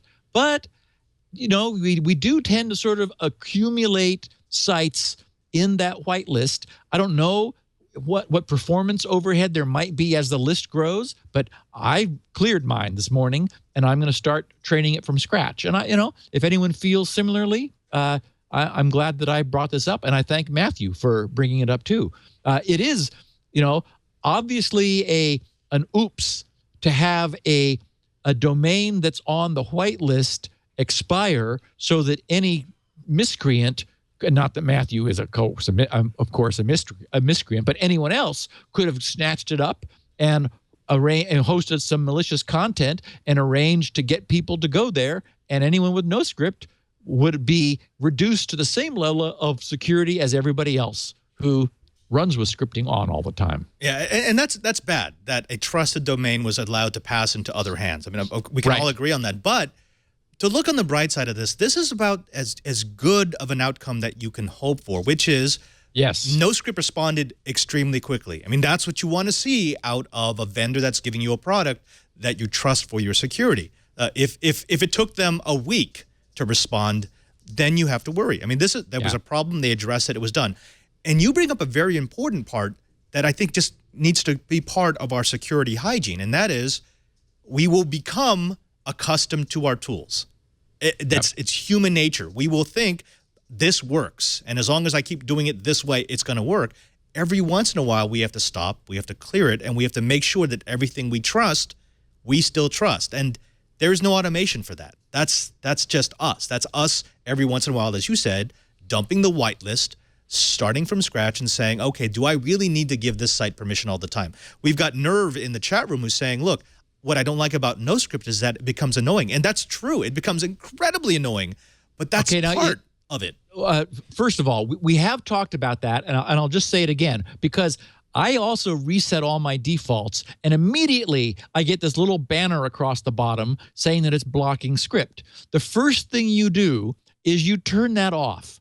And I don't mind having sounds, and so I turn on the audible, it's kind of a little grit sound, just a little sort of thing when it blocks a script. That's a little cue to remind me that the site I'm visiting has had some scripts blocked, so that if it does something wrong, then I allow it either temporarily or permanently, depending. But I absolutely agree. NoScript in its default configuration is unusable because this thing is constantly telling you it's blocking script. I mean, I get it. It's like advertising its effectiveness or something, but it's like, okay, turn that off. You know, I know it's there. I know it's effective. Now, if he's saying that just visiting a site whose scripts are initially disabled is annoying, I have no help for you, my friend, because that's also protecting you. It is keeping anything that wants to run on your machine from having its way with your machine. Today's scripting is not as safe as it should be. That's what this whole Flash thing we were just talking about was about. You know, browsers are trying to be sandbox, but the problem is we're putting an artificial constraint around them to keep them from leaking. And again, they're complex, and we don't know how to do that well enough. So I'm a strong proponent of NoScript, and it's you know, I've got a little icon sitting there in my toolbar. It makes it easy to allow a site to script while I'm there for the session, or if it's something I'm going to be using all the time, make it permanent. And frankly, it's sort of an exponential curve. After a while, everything you do all the time has permission. Those sites that you choose to trust. But I think all of us in our browsing habits, you know, we're scattered all over the place. We're following links. We're like, oh, there's an interesting link over there. Go follow that. Well, for all of that kind of promiscuous browsing, I think it makes sense to have protection. Yeah, absolutely. And you know what else is really annoying?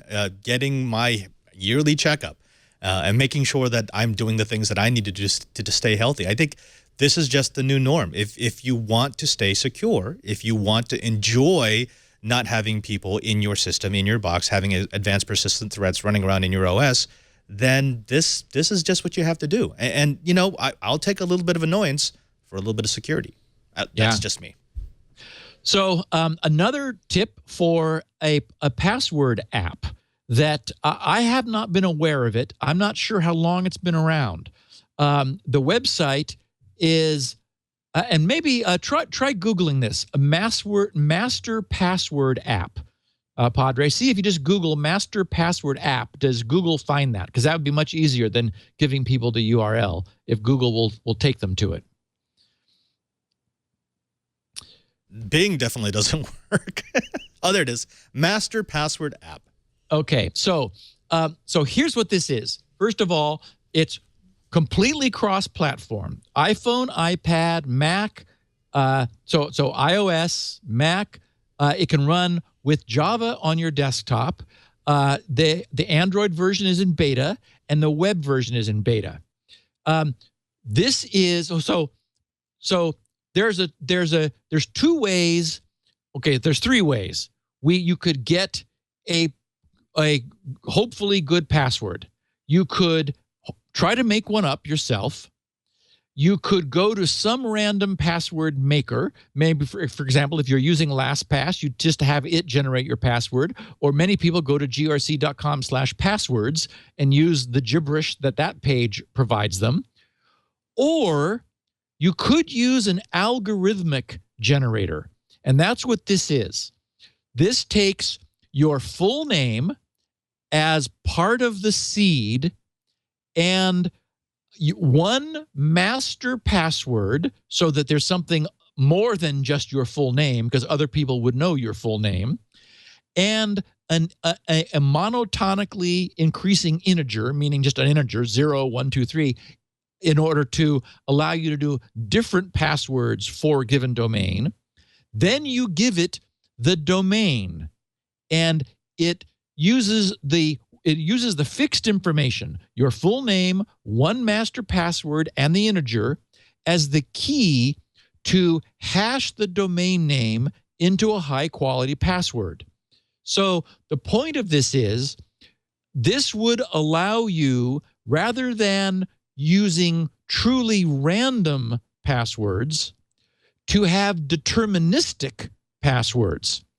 I would say you would still use a password manager in order to make them, easily usable.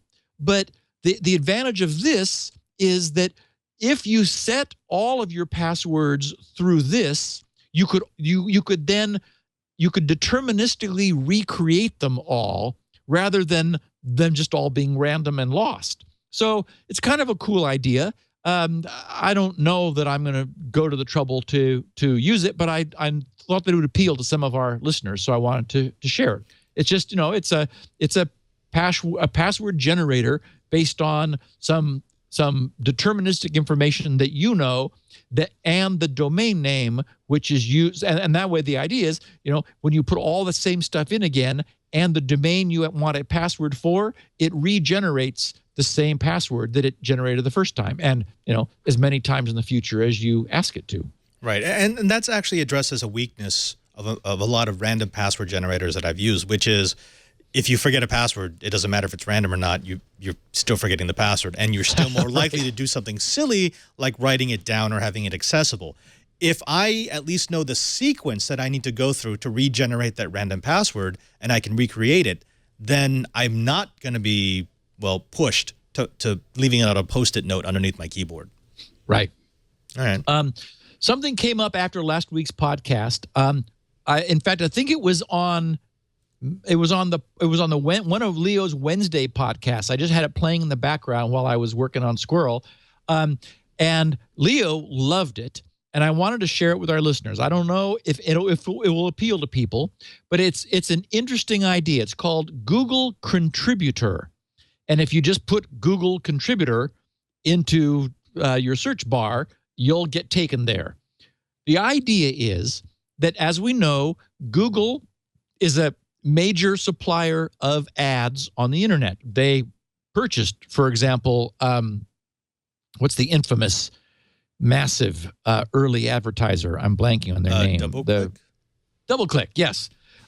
So, they own DoubleClick and other ad providers.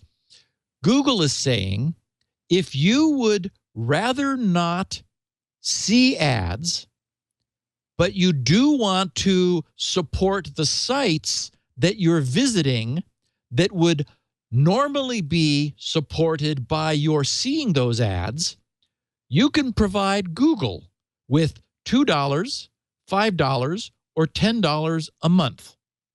And Google will use that money to reimburse the sites that you visit to the degree you visit them on your behalf. So you're supporting the sites that you visit, and you can choose among a couple different blanks that show in place, or even provide your own URL to some artwork of your choice, which appears in the areas where the ads would have been. And I've used it for a couple of days, and I can see, and it also audits. It shows you how much of your money has gone to which sites you have visited and had no ads presented in exchange for you providing them essentially a micropayment out of this monthly fee that you pay. So anyway, I tweeted it.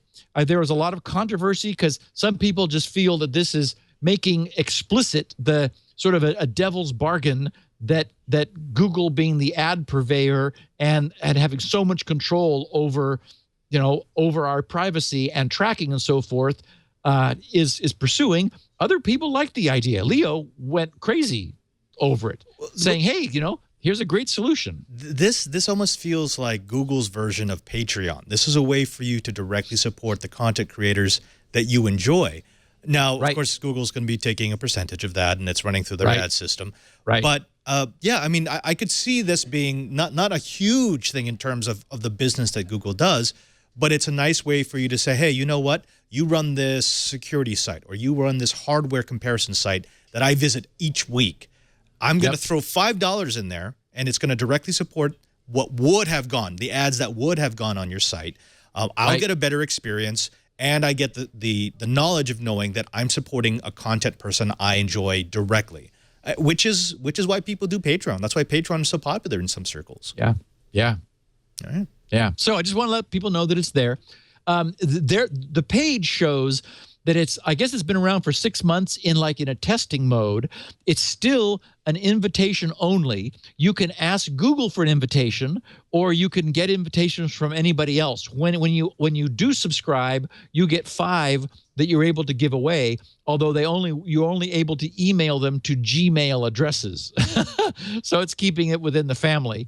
And I guess maybe you have to have a Google account or presence. Actually, I think you do, because you need to use Google Wallet in order to generate the payment stream. So anyway, I thought it was an interesting alternative.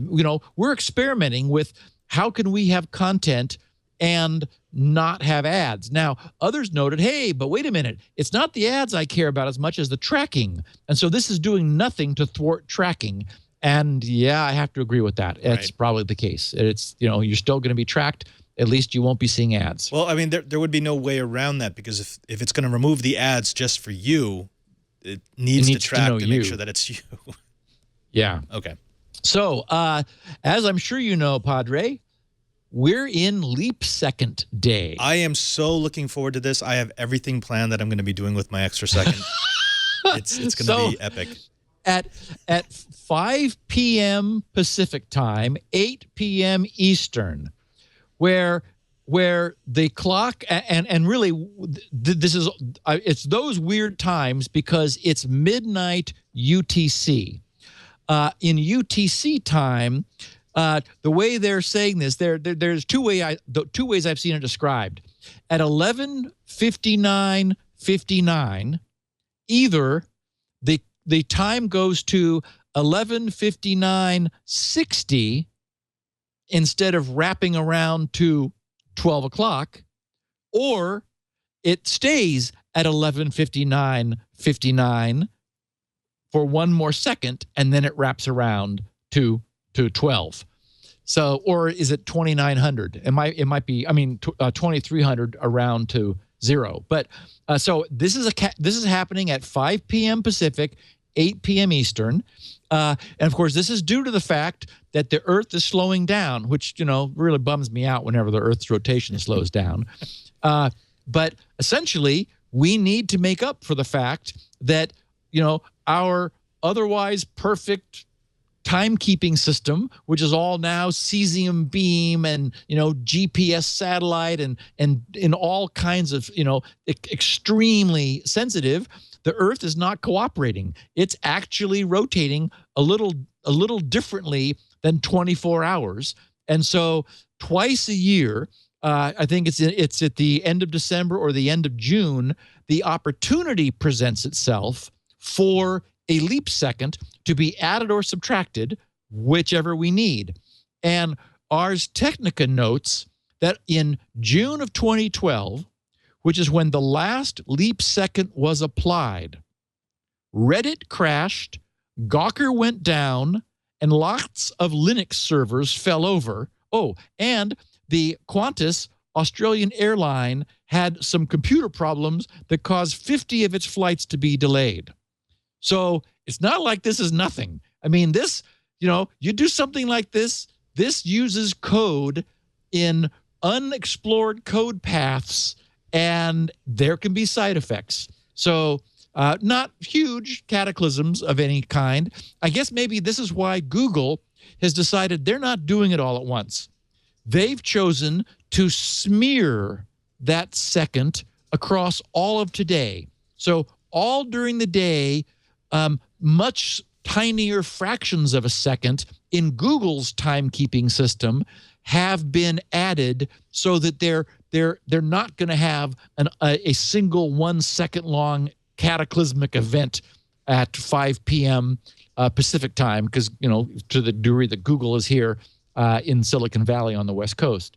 So anyway, that's happening.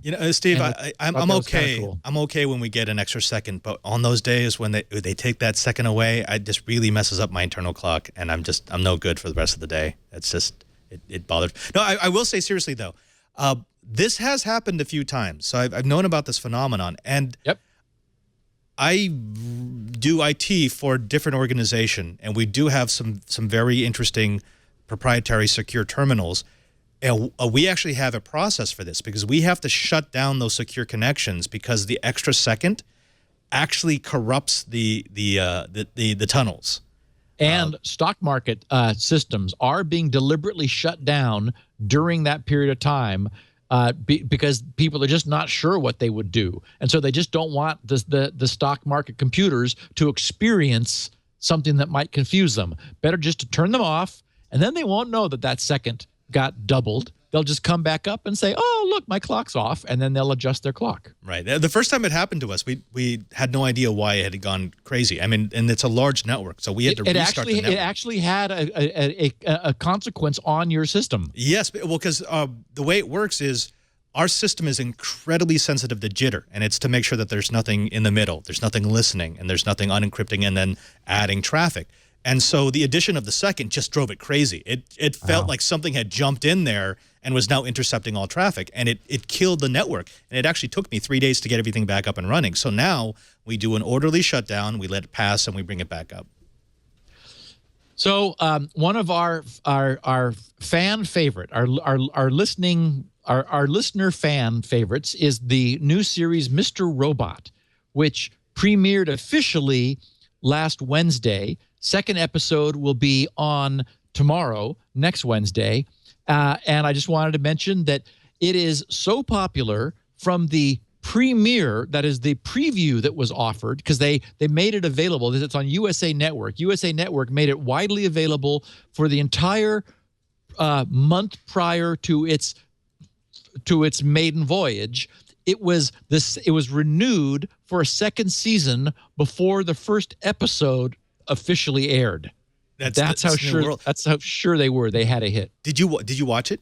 Oh yeah, it is fantastic. It's really well done. And the funny thing is, last weekend I was watching Battleship. Don't ask. It was I just had to watch it.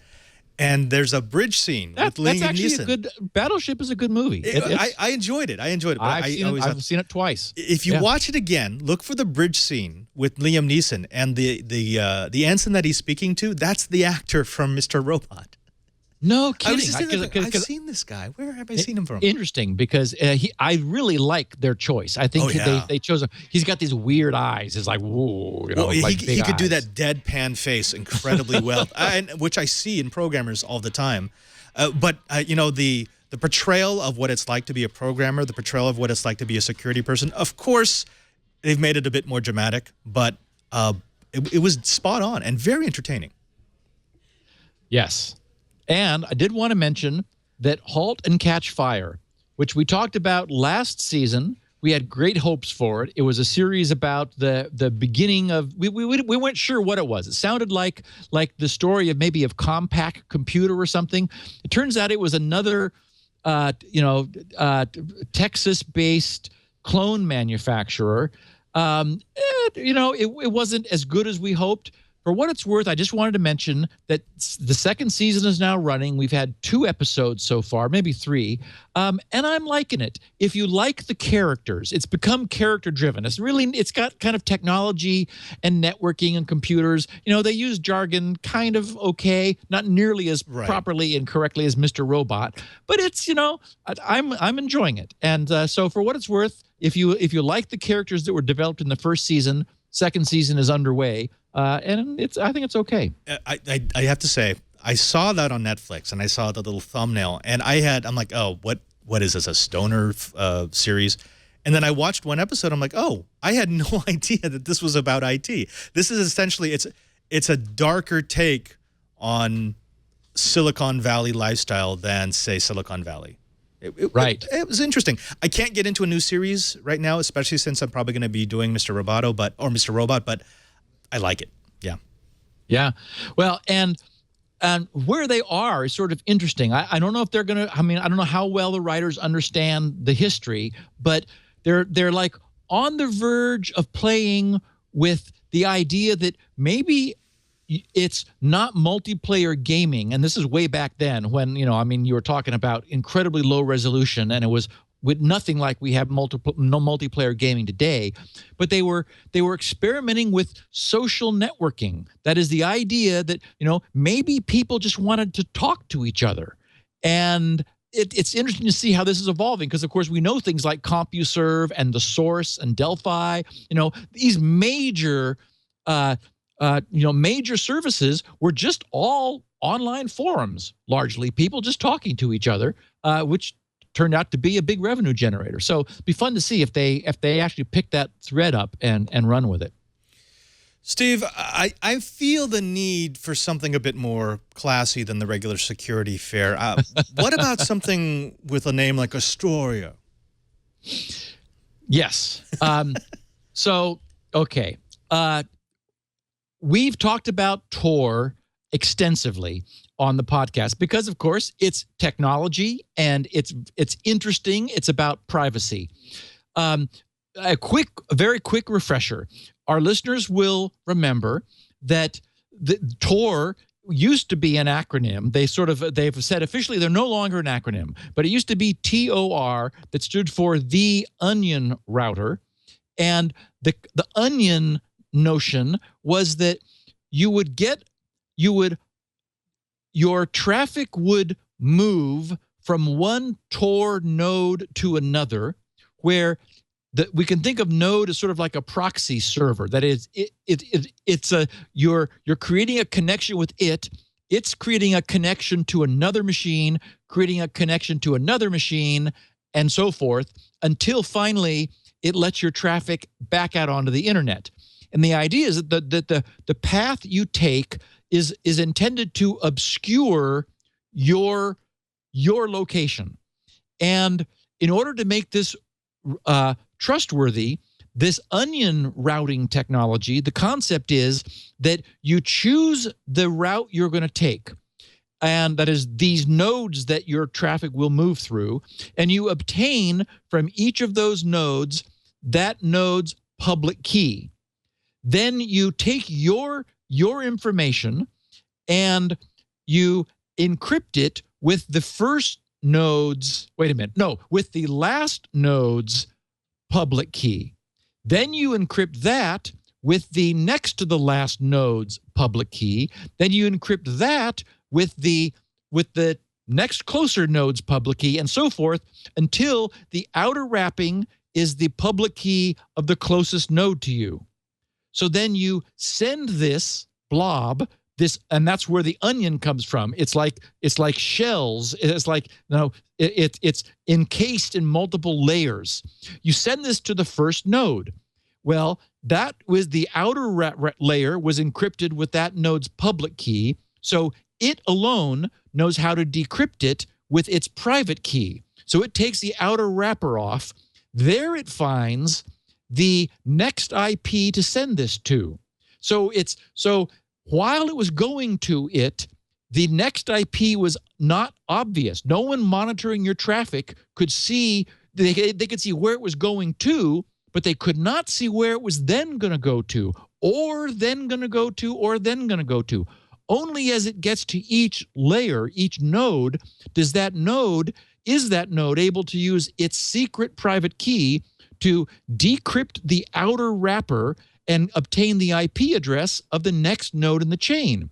And notice that now it's encrypted with that next node's public key, so this node can't tell anything further about what's in it. It only gets one layer, its own layer. So it's very clever. I loved the technology. We talked about it years ago. The problem is that this was sort of designed in an era, as I mentioned earlier in the podcast, when we sort of thought, well, traffic might be monitored on the internet. A server did have, if your system was connecting directly to a service, then they had your IP because their traffic has to get back to you somehow. And so it was like, oh, well, maybe I want a little more privacy than this direct two-party relationship. I'd like to have it bounce around a little bit first. So that's where the whole Tor concept came from. In today's context, though, things are very different. We now absolutely know that, VPN servers are being monitored because the traffic egresses from the VPN termination server out onto the internet. And there's just suspicion that sort of naturally surrounds users of VPNs. In the same way that there's suspicion that surrounds people who use encryption. It's like, unfortunately, our government's law enforcement agencies feel the need to be able to see everything that everybody is sending to everyone and who they're sending and know who they're sending it to all the time. And they would like to have that information. And now we know that they have the budget to obtain a lot of it. So there's been questions raised about how good Tor's privacy attempts. I keep wanting to use the word guarantee, but guarantee is too strong a word. It guarantee means something, and the problem is the internet was never designed. The beginning of the net had no concept of privacy. It was that point-to-point relationship. It was client and server, and you both knew each other's IP address in order to send traffic to each other. And their goal was not to have privacy. There was to make the darn thing work. I mean, just the fact that it like, Watson, come here. The fact that the message got through was a miracle. They couldn't believe it when this stuff began. Well, like when routers actually routed. That was just incredible to them. So the whole structure was designed to function as its first priority, not to give privacy. And the problem is, this podcast, one of our main themes is the difficulty of having private communication. And unfortunately, we're trying to have a private communication across a network that never had privacy as one of its design goals. That just wasn't what it was, aiming at doing. Now, in the beginning, Tor had about 33 nodes when it sort of began to come to life. At a point of that it was being measured and looked at, it had 33 nodes early. Today, thanks to many volunteers setting up Onion routers and volunteering their bandwidth, putting them in the Onion router network, we're at more than 6,000 Tor nodes. Now, it's tempting to think that there's safety in numbers, that our traffic would get lost among all those nodes, that there's just too many of them, that there's like a lot happening and we're not going to be found.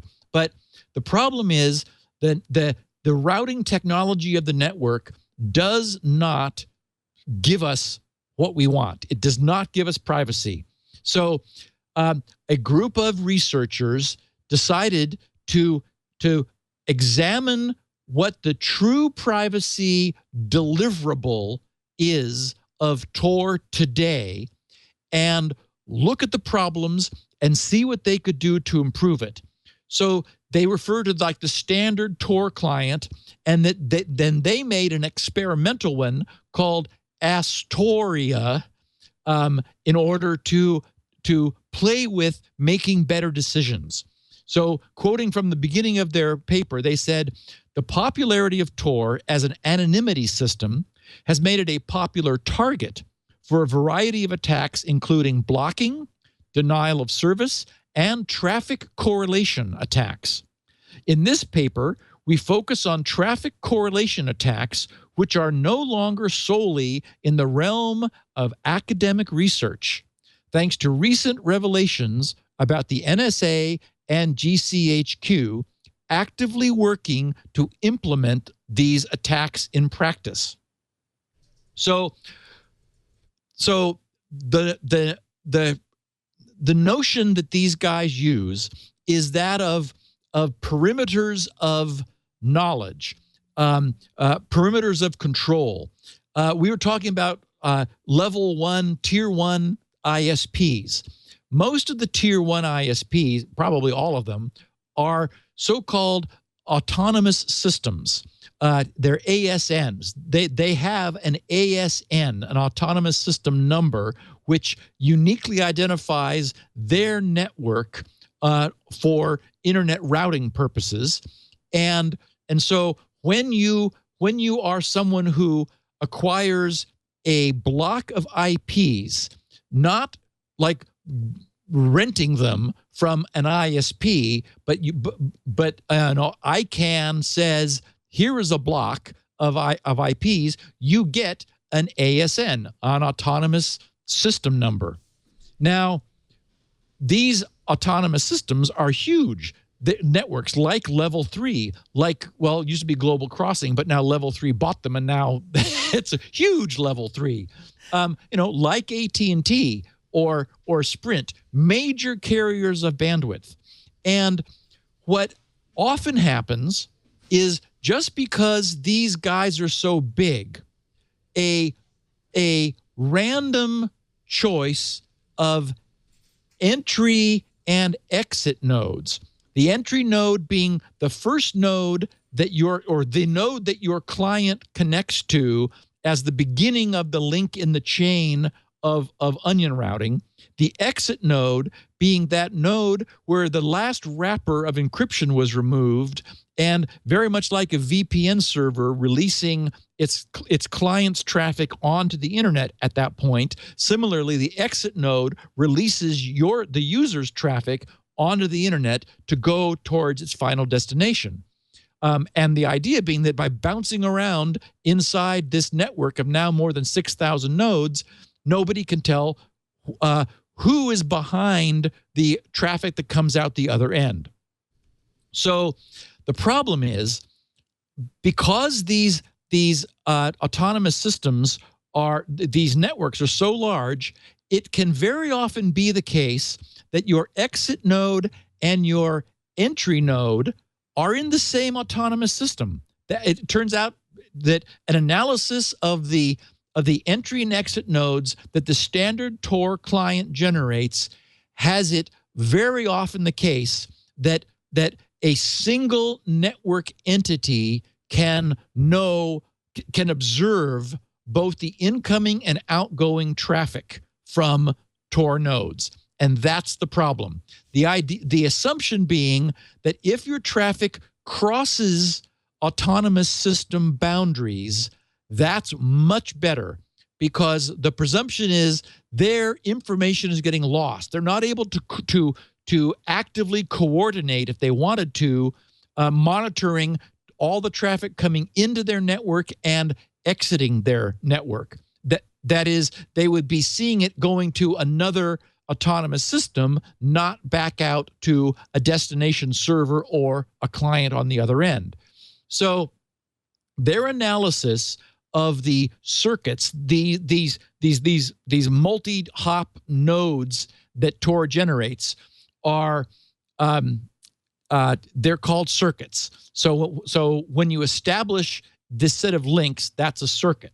So they analyze the default circuits that the Tor client produces today, and they find that up to 58% of circuits constructed by the current Tor client are vulnerable to network-level attackers. That is, nearly 60%. 58% are not well constructed by the current client. They're not deliberately constructed to thwart traffic pattern analysis. Up to 43% of all sites in the local Alexa top 500. So Alexa's top 500 sites, destination servers, websites in Brazil, China, Germany, Spain, France, England, Iran, Italy, Russia, and the US. That is 43% of the Alexa top 500 in all of those countries had main content that was not reached via a safe path. What they call a safe path, meaning one that is deliberately using different autonomous systems for its various nodes. And that is to say, a path that was free from what they describe as network-level attackers. They found that connections from China were the most vulnerable to network-level attackers, with up to 85.7% of all Tor circuits and 78% of all main content requests to sites in the local Alexa Top 500 being vulnerable to colluding network-level attackers. And of course, part of this is that China just has much less diversity of networks. There are fewer autonomous systems, or they have sibling relationships, which this paper also discusses, feeling that a sibling relationship doesn't provide security because it makes it easy for them to collude for traffic analysis purposes. You know, Steve, and I've always heard about the exit nodes being the real vulnerability of Tor, because in fact, there was a demonstration that got canceled at DEF CON 2 years ago. There were two engineers who, they say they had figured out a way to compromise Tor for less than $1,000. But this idea of having both the entry and the exit nodes in the same autonomous system, that's actually, I don't know why we didn't think of that earlier. I mean, you can notice traffic patterns if you have both ends. It doesn't matter what you do in the middle. If I know that I've got a clump of packets coming in here and a clump of packets going out there, because I own both spots, both nodes sit on my network, I can make correlations much more easier than trying to compromise one of the exit nodes. Right, and having to synchronize the traffic across completely different corporations owning different networks. You know, it's much more difficult to perform the correlation that way. So, what Astoria did, these guys building this test system, was they modified a standard Tor client to be smarter. It downloads the 9 megabyte IP to ASN mapping database that you're able to download. That is freely available from APNIC. So that's essentially a 9 megabyte database, sort of like a master routing table that allows you to determine who is the owner, the ASN, the autonomous system number owner of any IP in the IPv4 space. So they use that database to intelligently select nodes when they build the Tor circuit. They also require that nodes earn trust over time. They're suspicious of new nodes that have appeared on the network. It's like, you know, that maybe we don't want to route our traffic through you yet. We'll just kind of keep an eye on you. We'll send some little, test pulses through every so often to see how you're doing. They also monitor the amount of bandwidth that nodes have available, so that nodes that would otherwise be preferentially chosen but just don't have the bandwidth capacity, don't have circuits made for them. So it's a very complex algorithm that they put together, and with an attempt to increase security. Now, the bad news is that they never really report in their paper what they were able to do. The reading between the lines, and I said, wait a minute, where are the results? Why aren't they telling me like how much better they got? Because they certainly they told us how bad it was early on, and the problem that they were going to try to solve. The sense I got was they were unhappy with the results they got. That is, they were not fundamentally able to dramatically improve the security of the Tor network, even choosing, like doing the best job they could of choosing nodes. They said, under usability of Astoria, they said, from our evaluation of Astoria, it is clear that the performance security trade-off is favorable only in its higher security configurations. That is to say that to get higher security really created a performance hit. At high security configurations, they wrote, Astoria is able to perform good load balancing, achieve reasonable throughput, avoid asymmetric colluding attackers whenever possible, and even handle situations where safe circuits are not available. However, at lower security configurations, the performance offered by Tor is clearly better, and its security only slightly worse. Therefore, Astoria is a usable substitute for the vanilla Tor client only in scenarios where security is a high priority, meaning that users would pay a substantial cost in performance. So it was an interesting piece of research to explore how to make this thing better and more private, and what the cost would be.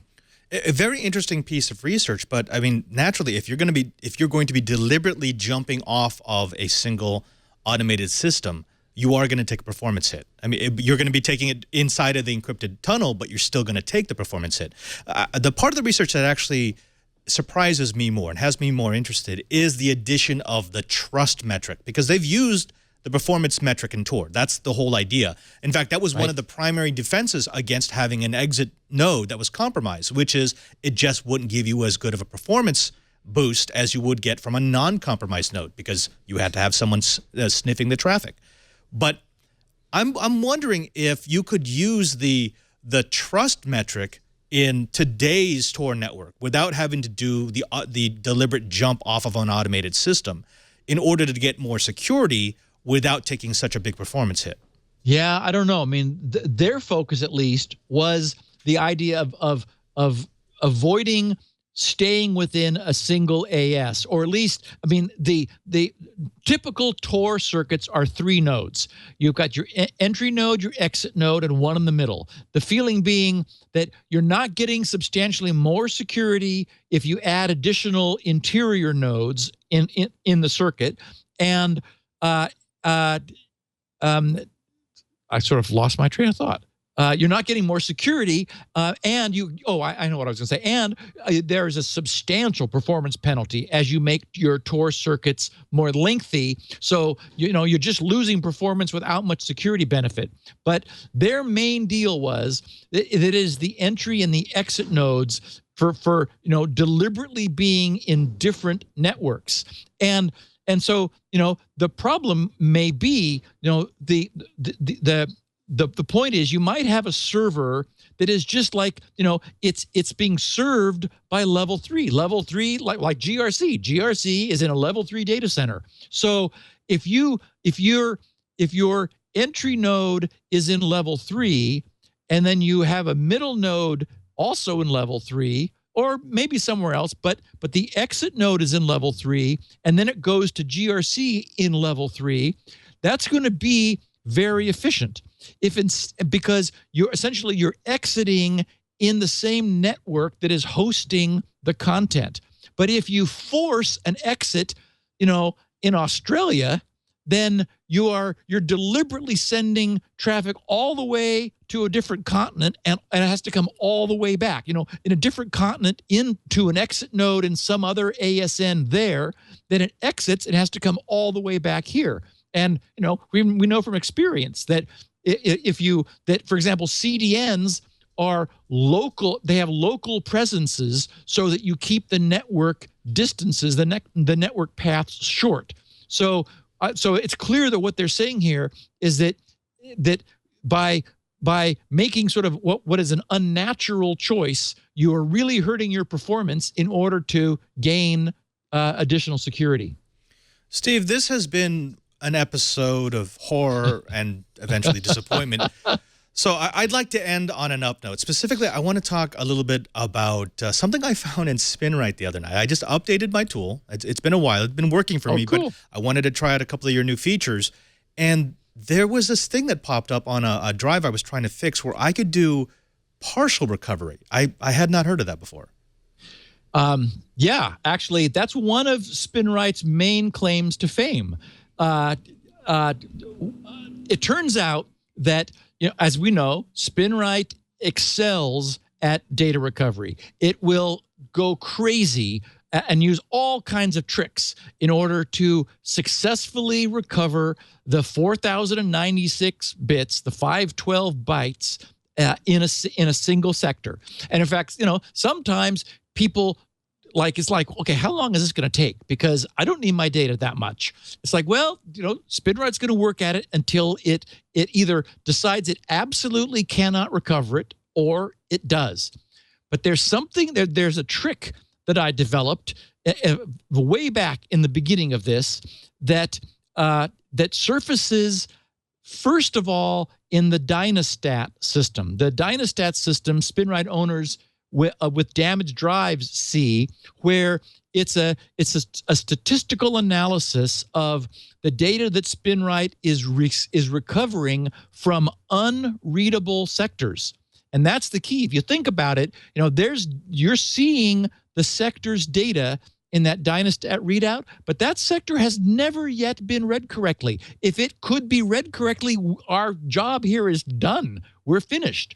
So what happens is that allows SpinRite to build a profile of the missing data. And if SpinRite finally determines that it is unable to ever get the drive to agree to give it that sector just one last time, and the green R's that people are always seeing means the drive said no and SpinRite forced it to finally say yes. But there's one thing SpinRite can do, which sometimes is what you need, and that is it will give you most of the data in a sector as opposed to giving you none of it. The drive will give you none of it, period. I could not read the sector, sorry. SpinRite says, well, you got 4,096 bits, and maybe 12 of them cannot be read, but the rest are here. We got the rest. Isn't that better than none?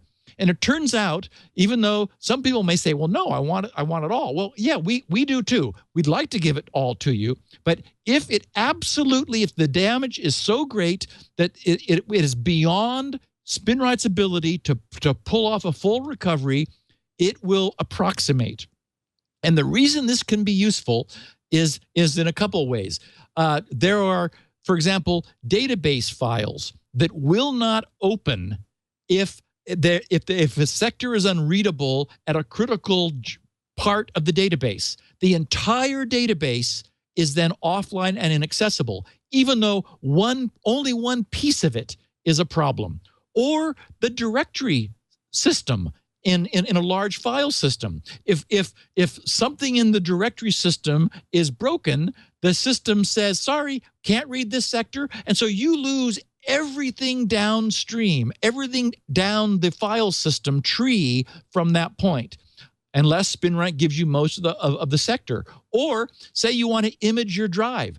Drive imaging tools stop the instant they find an unreadable sector. And so you can't image any of your drive because you can't get a perfect image. One of the ways that we sold this a lot back when Microsoft was moving from the FAT16 to the FAT32. During the introduction of the FAT32, there was a converter program that Microsoft had that would run to convert your older format storage to newer. If it hit a bad sector, it would abort and say, sorry, could not perform the conversion.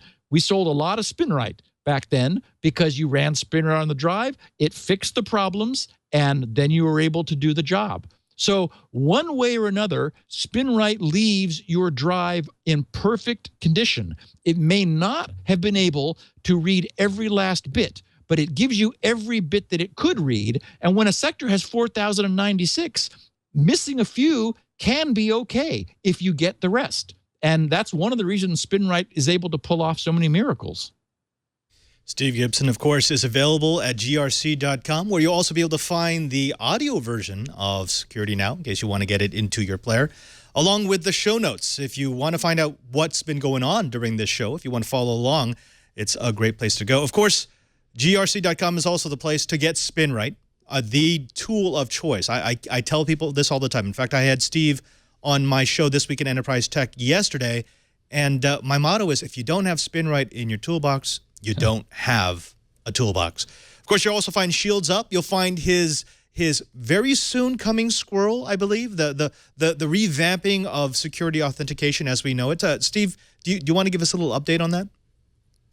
Actually, I have big news, but we're running at 2 hours and 22 minutes at this point. So let's defer that, because there was a breakthrough actually that I came up with a couple days ago to solve one remaining problem, and it hasn't been implemented yet. But I figured we maybe talk about it in 2 weeks when I ought to have, maybe next week. We'll see. But so yes, I do want to share a little bit about that. Steve Gibson, he is my personal security guru. I go to him with all of my security questions. Of course, you should too. Don't forget that you can catch Security Now every week, Tuesdays, 1:30 p.m. Pacific time. And you can find him on Twitter. Do you push your Twitter address? I always forget. Oh, yeah. Yeah, at SGGRC. There it is there in the lineup. I've got an SG Pad and SGVLC for very low carb. Those are not used very much. So SGGRC is where I hang out on Twitter. And I will note that next week we're going to do, since we do every other podcast is a Q&A, next week is a Q&A episode. So by all means, send me some thoughts and feedback. Go to grc.com/feedback. There's a web form there. You can drop your question in. I check the mailbag a day or two before, and often that same morning, to pull a bunch of questions, which Padre and I will go through next week. And it will be my absolute pleasure. Until then, I'm Father Robert Ballecer in for Leo Laporte. We'll see you next time on Security Now. Thanks, Padre. Security Now.